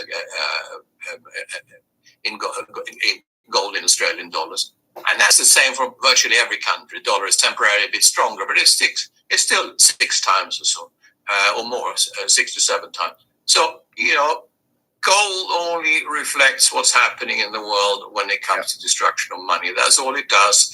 Doesn't do it in a straight line. There are fluctuations, and obviously all currencies can't lose as much at the same time so therefore, because they fall against each other simultaneously as they all fall. So that's why temporarily gold in dollars is a bit stronger, but that's temporary. The dollar, US dollar turn will also come, and it will start falling more rapidly because, let's face it, it's the most indebted country in the world, has run a deficit, has increased debt, federal debt since 1930, with only about 5 exceptions. So, that's an incredibly over-indebted economy also. What's going to happen is inevitable. History tells us that. That no politician or no central banker ever studies or because they think it's different because they live today. It tells us that currencies always go to zero, always has, without exception throughout history. And since the dollar, and all other currencies have already fallen 97 to 99% since 71, they will fall that additional 2-3% in the next few years, which is 100% from here. You have to remember. Yeah. And the risk of that is massive, and that's the only thing I'm worried about. I'm not worried about if the target is going to be $3,500 Dow and $35,000 gold, but I think it's not unlikely. And of course, then if we get hyperinflation, then of course you talk about totally different value. Sure. Yeah. That's the bottom line, because Stone Cold said so. That's what I keep saying. So I remember I'm in the airport with Luke, and Luke goes, "Well, is the dollar going to go down to 10%?" And I said, "No, they go to 0." Like, he was like, "Well, wouldn't it go to 10?" And it's like, it's at 2% now. So what you really don't see, and the hardest part to teach, is this goes to 0, gold goes up, but everybody doesn't see this go down. The inflation is you print this and the value is 0. That's why this is all that's left of my dollar is this, right? This is what it's worth because it's lost its value. And this is what nobody understands. They don't get that this has lost its value. They see $100 with the president or $20 with the president, and they go and they say, "Oh, well, it's still worth $20. No, it's not, because it can't buy what $20 used to buy during Leave It to Beaver or during, Seinfeld or whatever. In those time periods, the dollar bought a lot more. That's what they can't see, because they don't price the dollar like they price gold. If they did it the other way, if the dollar was priced in gold, it would be 0.00001 to gold, but they don't. They price it the other way. So you go, "Oh, well, gold's 1900, and they price fix it. So they don't show you gold at 20,000, which is where it should be at. And that's the thing. So that's what Egon's saying. Stock market going to crash, bonds. We're all on the same page with Egon and Alligator. That's what's going to be. Hello, baby bows. Good morning from Detroit. That's what he says. So what does he say? He says, buy as much as you can, because this is garbage and gold's not priced right. That's the biggest reason I keep buying gold. I don't know how much I need, but I am 90% gold and silver, 10% money. I have no stocks. I have no bonds. I don't want any. No annuities. Nobody's calling me up. I can't believe that. Did you hear that, Bobby? Some guy calls me up Friday, and he says, "Oh, I see you bought gold from us." And I go, "Who the fuck is this? I didn't buy gold from anybody, but I go to the store." And he says, "Well, I'd like to tell you about gold." And I says, "There's nothing you can tell me about gold that I don't already know." Again, not knowing who he's talking to. I'm the fucking professor. I'm teaching gold. What are you going to tell me that I don't know? And I don't know who you are, and I don't know why you're calling me. I assume it's a scam. Trying to get me to buy gold over the phone. Well, if I want to buy gold, I'm going to the store or ST Bullion or something. I'll go online and buy it. I don't need nobody calling me. And then I says, there's nothing you can tell me. I said it twice. Like, he asked me, and says, "Look, there's nothing," and I was nice about it. "There's nothing you can tell me that I don't know." And he said, "Oh, you're a smart ass." And I immediately hung up and blocked him from that. I'm like, who the fuck calls somebody a smart ass? And I wasn't being a smart ass. I was just saying, look, I know more about gold than anybody, and you're not going to tell me anything. You're not going to tell me anything, even if you're Peter Schiff. There's nothing you're going to tell me about. So that's where we're at. This is worth a lot less than we think, and gold's worth a lot more than we think. Hence, that's why you buy as much gold and silver now, because you're really buying it far cheaper than its real value, which is hidden by COMEX. As he says, they keep printing it, so we know the value is going to go way up, and we know the dollar's collapse like every other currency. So, all right, let's get to the next part. Wade enjoys a nice meal with his new permanent smile from Nivea. Yeah, we really care about these commercials. I don't even listen to What you it. meant by the statement, and what, in your opinion, has President Putin got against the West, most of all the United States? Propaganda that we get on Russia and the war. I mean, wars are horrible, and in no way can I support that. I had to smile when you mentioned the fact that since your daughter's wedding, you're talking about gold. I got to get the question because I've got a wedding coming up, and I know my wife said to me the other day, "Now, I don't want you talking about gold and silver, please." But it's very hard not to, because it's such powerful stuff that's on your mind all the time. Mentioned me and said 2002. I now have a friend.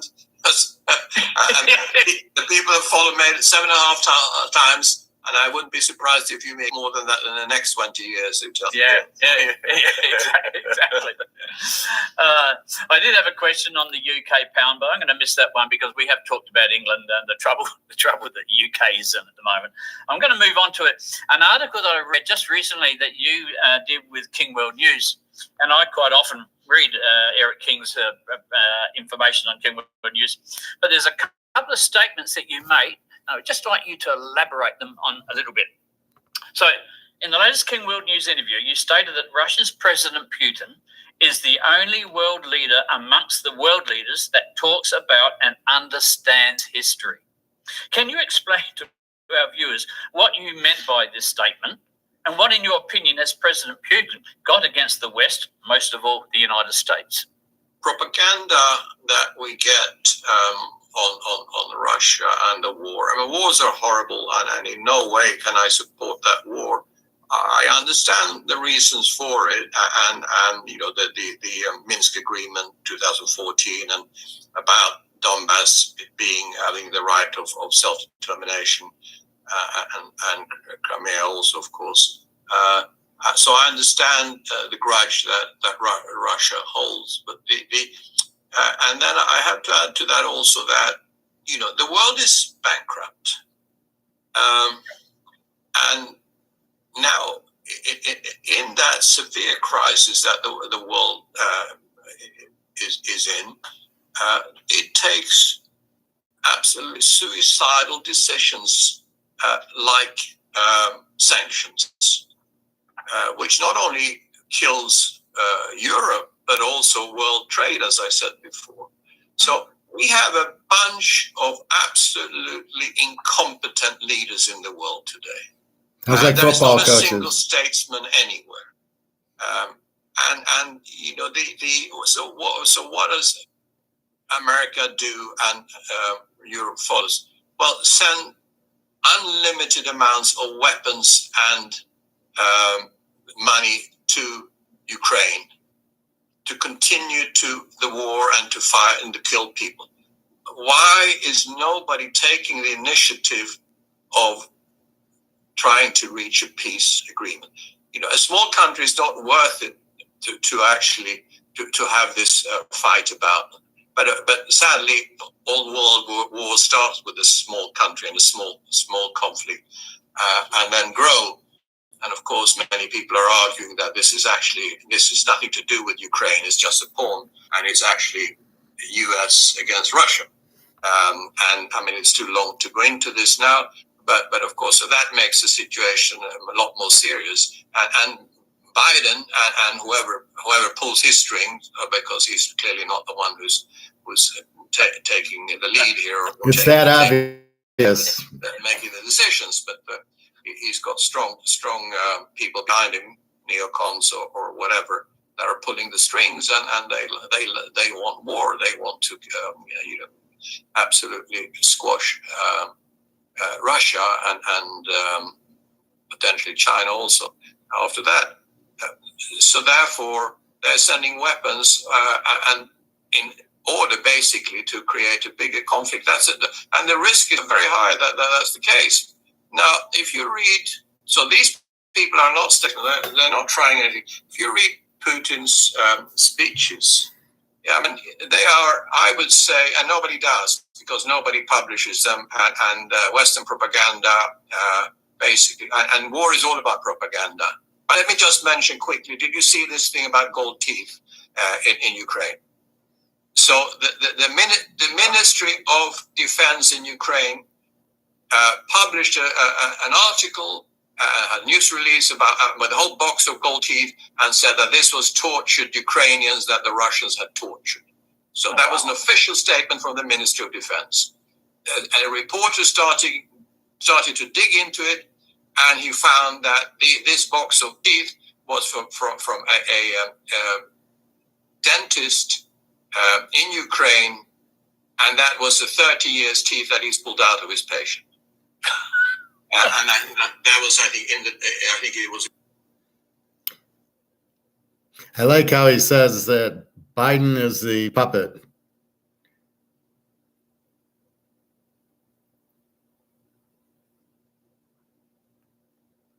All right, and the last little section.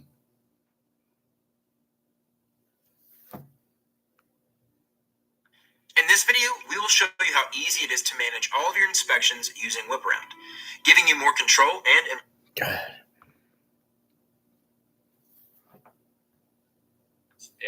Yeah, quite frightening. There's one other statement that you made in this article, and just to explain, go further into it, just for a little bit longer. You made a statement, and I quote, "As debt implodes, so will all the assets that the debt supports." Just elaborate just that little bit further. People think that, and that's what's going to be tried in the West, of course. The US and everybody will start with a digital currency, which suits them also in order to control the people and tax the people or fine the people or whatever, all the things you could do with a digital currency.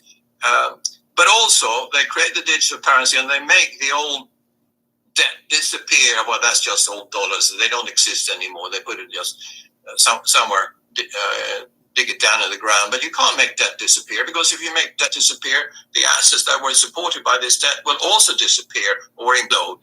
They might not go to zero, but they will come down a long way. So that's why, there are always two sides of a balance sheet. You have assets and liabilities. And if you take away one side, the other side will not stand there without support. But that side implode too. So it's very simple. And we know that it's the debt that's pushed property prices up in Australia, in Europe, in America, and it's debt that has pushed stocks is up, etc., etc. And that's the only way that the world can continue to grow soundly is that this debt disappears. And it's not going to disappear by just hiding it and creating a new currency. A digital currency is just another fiat currency, which will be printed even more than the previous ones. So that is no solution. So you can't make the debt disappear. Instead, it has to implode, and the assets has to also then implode at the same time, because that's the way the equation works. And then the world starts afresh again from a much lower level. That's the only way we can get continued sound growth in the future, in my view. Yeah. So you asked me about houses, Bobby, or people ask me about stocks, and that's the answer. You got 32, 33, 35 trillion dollars in debt, and they're going to come out with the new currency. They're basically blowing up this currency, and their thought is, well, we'll do digital currency, which I keep fighting because they're not ready for it, and you got to reprice everything. And then, okay, you get rid of the debt. Housing goes to zero. The stock market goes to zero. The bonds, well, they go very, very low, which is why the Titanic is the Titanic. And that was the example I used. It's to say the Titanic sinking, and what's on the Titanic? Real estate, stocks, bonds, all your money in the bank, your 401ks, your pension, anything in dollars, anything that's in this is going to be fucked. It's going to the bottom of the Atlantic, especially when they get rid of the debt. Now, will we be able to get rid of our credit card debt and our mortgage debt because it's in dollars? So if they get rid of all the debt, then will our credit cards go to zero? It'd be nice. I'm hoping for it. But we'll see. I just moved a bunch into a Fifth Third 0%. So I got 0% for 21 months anyway. And now my other card I can use to go back to Europe. Now, what he's saying is Switzerland is the only country, and maybe Russia or China, that won't use digital, right? I don't know if China will, but Switzerland will not. So I'm really getting a hankering to move to Switzerland. It'll be safe, not a lot of criminals, good laws. I don't know about the taxes, but a little bit expensive, but you won't have digital currency there, and we don't care because we got gold. We can go visit Egon and give them the gold and say put it in your vault 2 miles underneath the mountain, and we'll be okay. So that's what he's saying. Everything's going to collapse because they can't pay the debt back. So out comes a new currency, and then everything in the old currency goes to zero. Thinking, oh, we'll just get rid of that because that's how the Keynesians think. Well, we'll just get rid of the debt. We'll get rid of the money. But we need money. We still need money as a medium of exchange to go to the grocery store, to go to the restaurants, to buy clothes, to pay your bills. Don't ever forget that. There won't be a barter system any more than we have now with the dollars to pay our rent and our food. That's kind of the barter, but you always need a medium of exchange. You always need money. It's not going away. It's just going to change. And they're going to try to scam you and say, it's Putin's fault, the inflation and the money, and they counterfeited it. Here's new money to try to make you feel good. But if, like you said, if it's not backed by gold, it's fiat. If it's fiat, it's the same shit we got now. So don't be taken in that all of a sudden we have digital currency or a new dollar. If it ain't backed by gold, it's still toilet paper.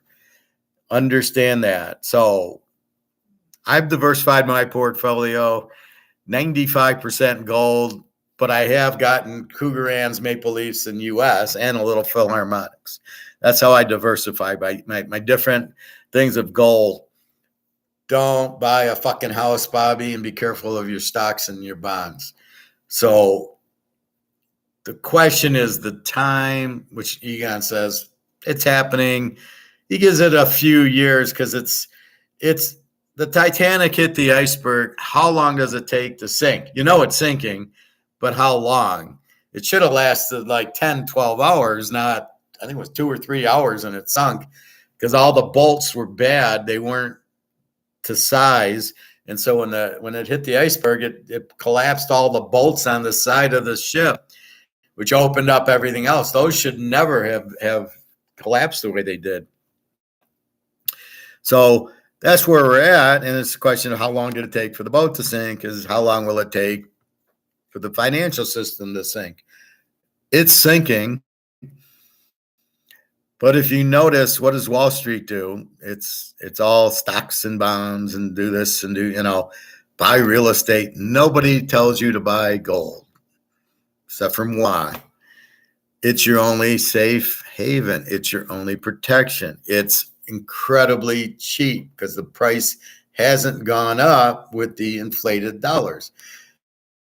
You don't even know that the dollar's gone down. You don't know that it takes you $3 to buy a 2-liter of Coke is showing you how the value's dropped. I went yesterday at the gas station on the way home from swim, and the Doritos and the Fritos are $2.50 now for 4 ounces. Are you fucking kidding me? That's the inflation. Is that where it's there? It takes more dollars to buy it. So really, it's the dollar dropping, which is what they're saying, why gold and silver will go up. But it's also the people will panic in the gold and silver because they'll realize, oh shit, it's the only lifeboat out here, and everybody's going to run to the lifeboat, and that's going to really push it higher. So I think 50,000 is extremely conservative for gold, and I think 2,000 or 3,000 is extremely, extremely conservative for silver. It's probably more like 10. But once the panic hits, and that's the hyperinflation. See, they don't really understand what hyperinflation is. Hyperinflation, you've printed the money. The hyperinflation is the people getting hyper about, oh my God, the value is going down. I better run and buy tuna fish and milk and bread. And they start hyper, they get hyper and have to buy things. That's hyperinflation. So they print it, you spend it immediately, and as you spend it, That's the hyper part of the inflation. It's not inflation at 50%. That's just high inflation. But hyper is when the people panic. That's the hyper part of it. So I know nobody really understands that, but me and about 5 other people in my class and my teacher, everybody else, that's Austrian economics, right? Hyperinflation. You need the wheelbarrow full of money to get milk and bread. That's basically what it is. So when I go buy more gold and silver, and I bought 11 ounces of silver because I didn't want to buy another ounce of gold, but I will next week. I get paid, and really, it's just what it is. I mean, it's a very very, very undervalued, and they don't want the competition, but they can't hold it forever because it's going to go to zero. There is no value of it, and the BRICS should make it. Now it's a gold currency versus the dollar, and the dollar can't compete. How can the Titanic with the hole in the side compete with another ship? It can't, especially a gold ship. So no matter, even BRICS, it doesn't really matter. If it ain't BRICS, it's the inflation. There's 18 different ways the dollar's going out. The only answer is going to be gold, not digital currencies, not an answer, unless it's backed by gold. It'll be the same currency, just digitally. Not crazy about the control. You don't want to be controlled by gold and silver because they can't control you with gold and silver, right? We'll have to figure out how to sell the gold and silver as the time approaches. That's why I'm here. I'm not just here for my looks. I'm here for my brains too. So we will figure out how do you sell it. Probably go back to the coin store and he'll give us a check. They've been talking about that. So it hits 50 grand. Here's a check for 50 grand. I go to the bank, which I think will still be open. And then I put the money into my account. Now, I'm not sure if digital is the only currency or you still have yours and you have like Bitcoin now. I don't have any Bitcoin. I got dollars. I don't know if you're going to have digital only or it'll be digital and dollars. This we're not sure of. But I am sure that gold and silver will greatly protect us, and it's the only out. So we need to be conscious of that. Anyway, so that's what I got from that. Alligator didn't rate anything this week. Mark McGuire's show was just terrible.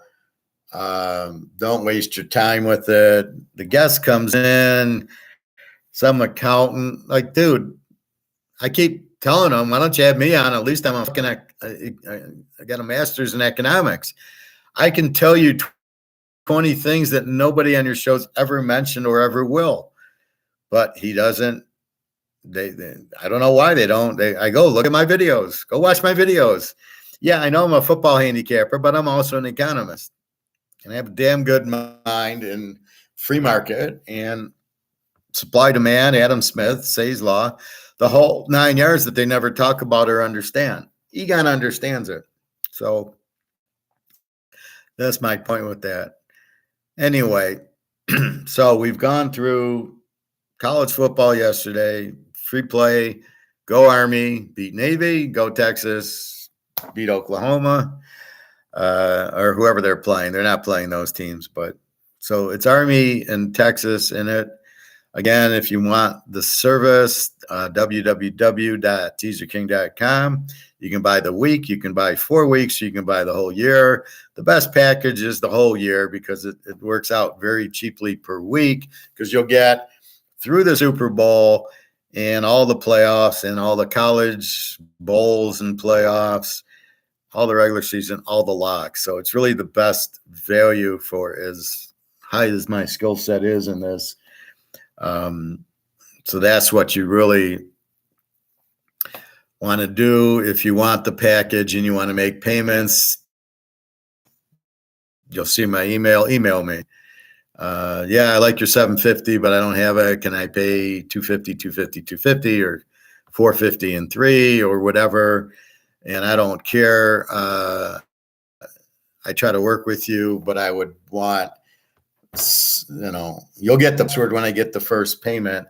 And then I do expect you to honor your commitment. So if you pay me, for this week's games in the first month, that you would pay me by middle or end of September for the rest of the year, let's say.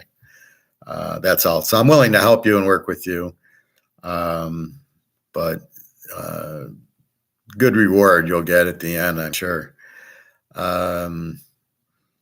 Anyway, I think that's about it. So Egon's really good. So I'm watching some older Egon. That was a couple months ago. He's got one on World War III, which I think 4 or 5 months ago. And I'm watching that. So what I do is I watch it and then I write down, minute 34. That's where he talks about this. And he's so thorough that you can, you really want to listen to it for like 3 minutes, but it doesn't get 6 minutes into it because then he brings up another point. You're like, okay.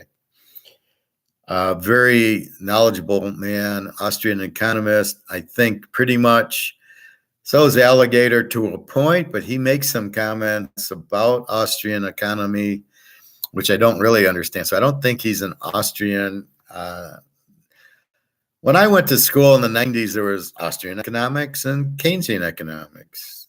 Now there seems to be MMT, which is Keynesian. There's New Keynesian. There's classical. It doesn't make sense to me. There's like 5 economics when there's really 2. It's you're either Austrian or you can't. You either want the government to control the market, or you want the individual to control the market. It's as simple as that. However, most people don't understand it, or they don't want to give the credit.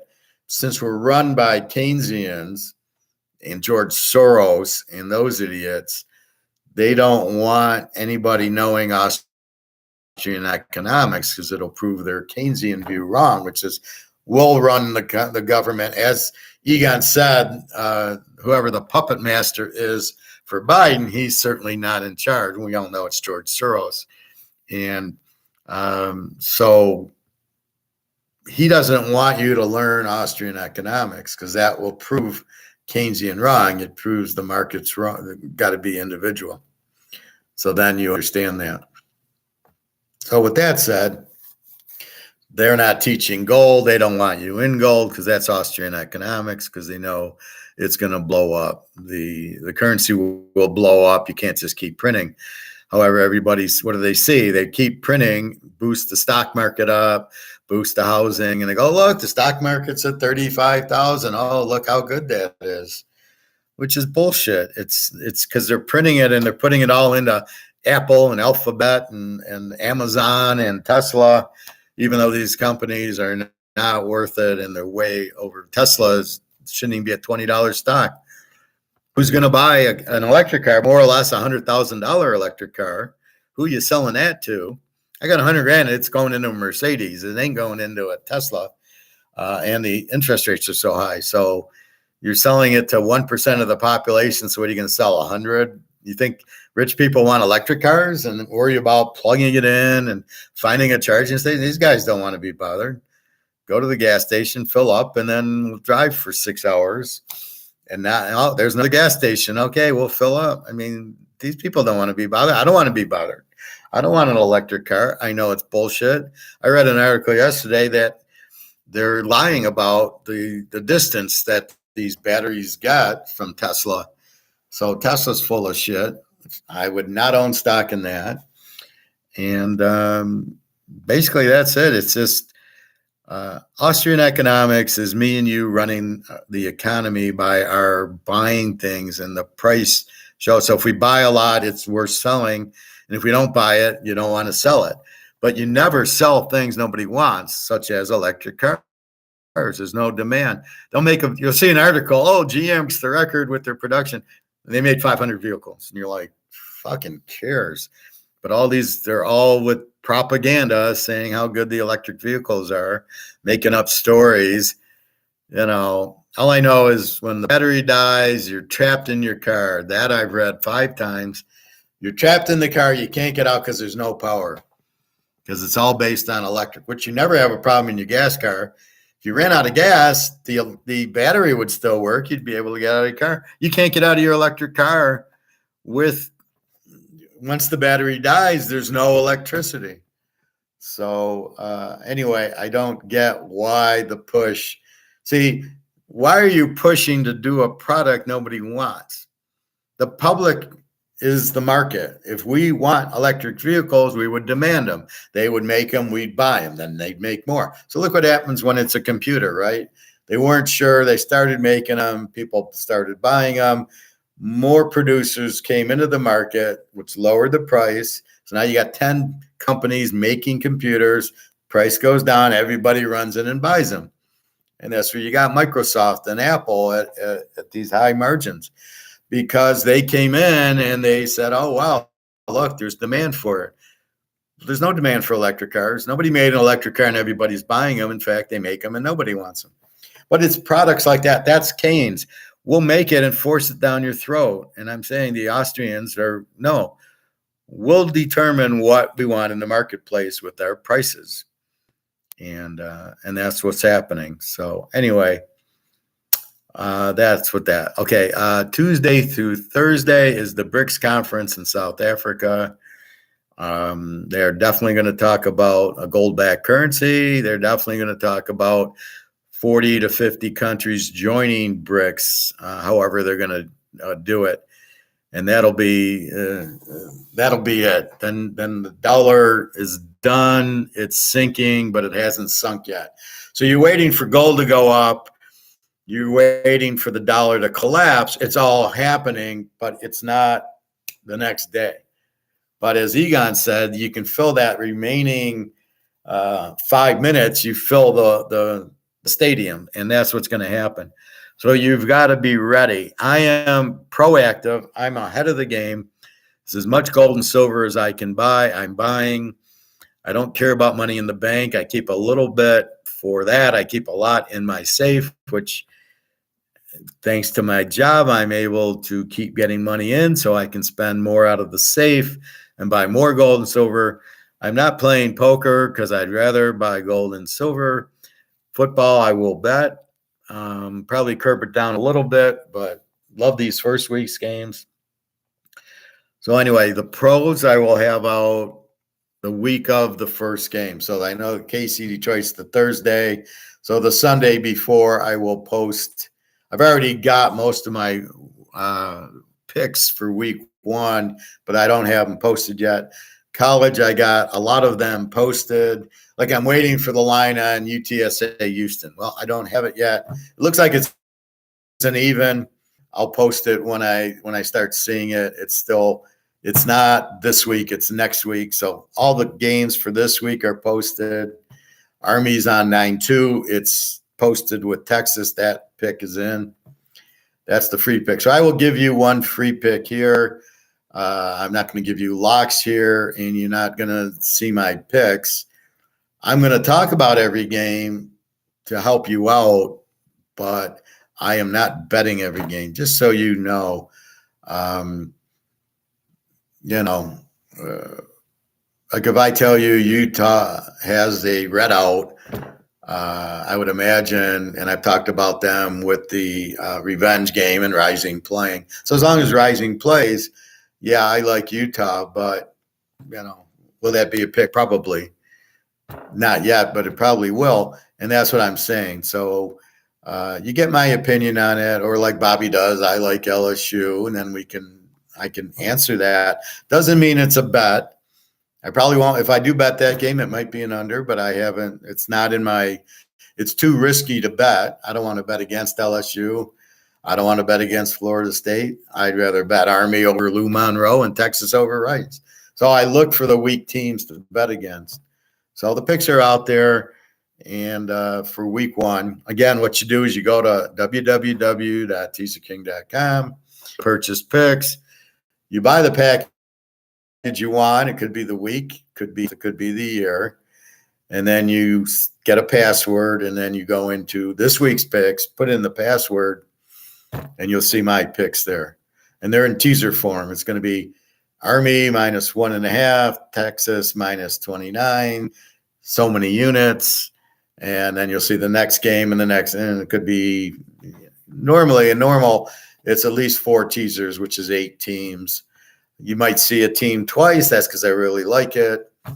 You'll see it. It'll say lock or college or pro. And it's, you can obviously email me for questions or come here with questions. And then as we get into it, so like this week, I'll do a show Friday because we'll talk about Saturday's games. I usually try to do a class Saturday, Sunday to talk about line movements and injuries that we hear last minute. So it's not that big of a class, but it's more, okay, the Houston quarterback's out, okay, or, Cincinnati, their running back's out. So it'll be something that we've learned after like Friday, and then we'll look at line movements. Michigan went from 35 to 40. Oh, okay. So we then check what's going on with that. So that's everything. www.teaserking.com. Again, the picks are out there for week 1. If you want a package and you want to pay it in payments, give me an email. And that's about it. So have a nice Sunday. www.teaserking.com. Off to the pool. And have a good day. I will talk to you Tuesday, I think. And we'll go from there. We'll keep looking at the college for next week. Pro, we got another week of preseason and then a bye. I don't know what the fuck they're wasting their time with. Very stupid. George Soros must be running the NFL. That's how stupid it is. All right, everybody. Have a good day. www.teaserking.com for your football. All right. Take care. Buy your gold and silver. It's very cheap. The dollar is very inflated, and it's not worth anything. And the gold is very, very undervalued. It's not $2,000 an ounce.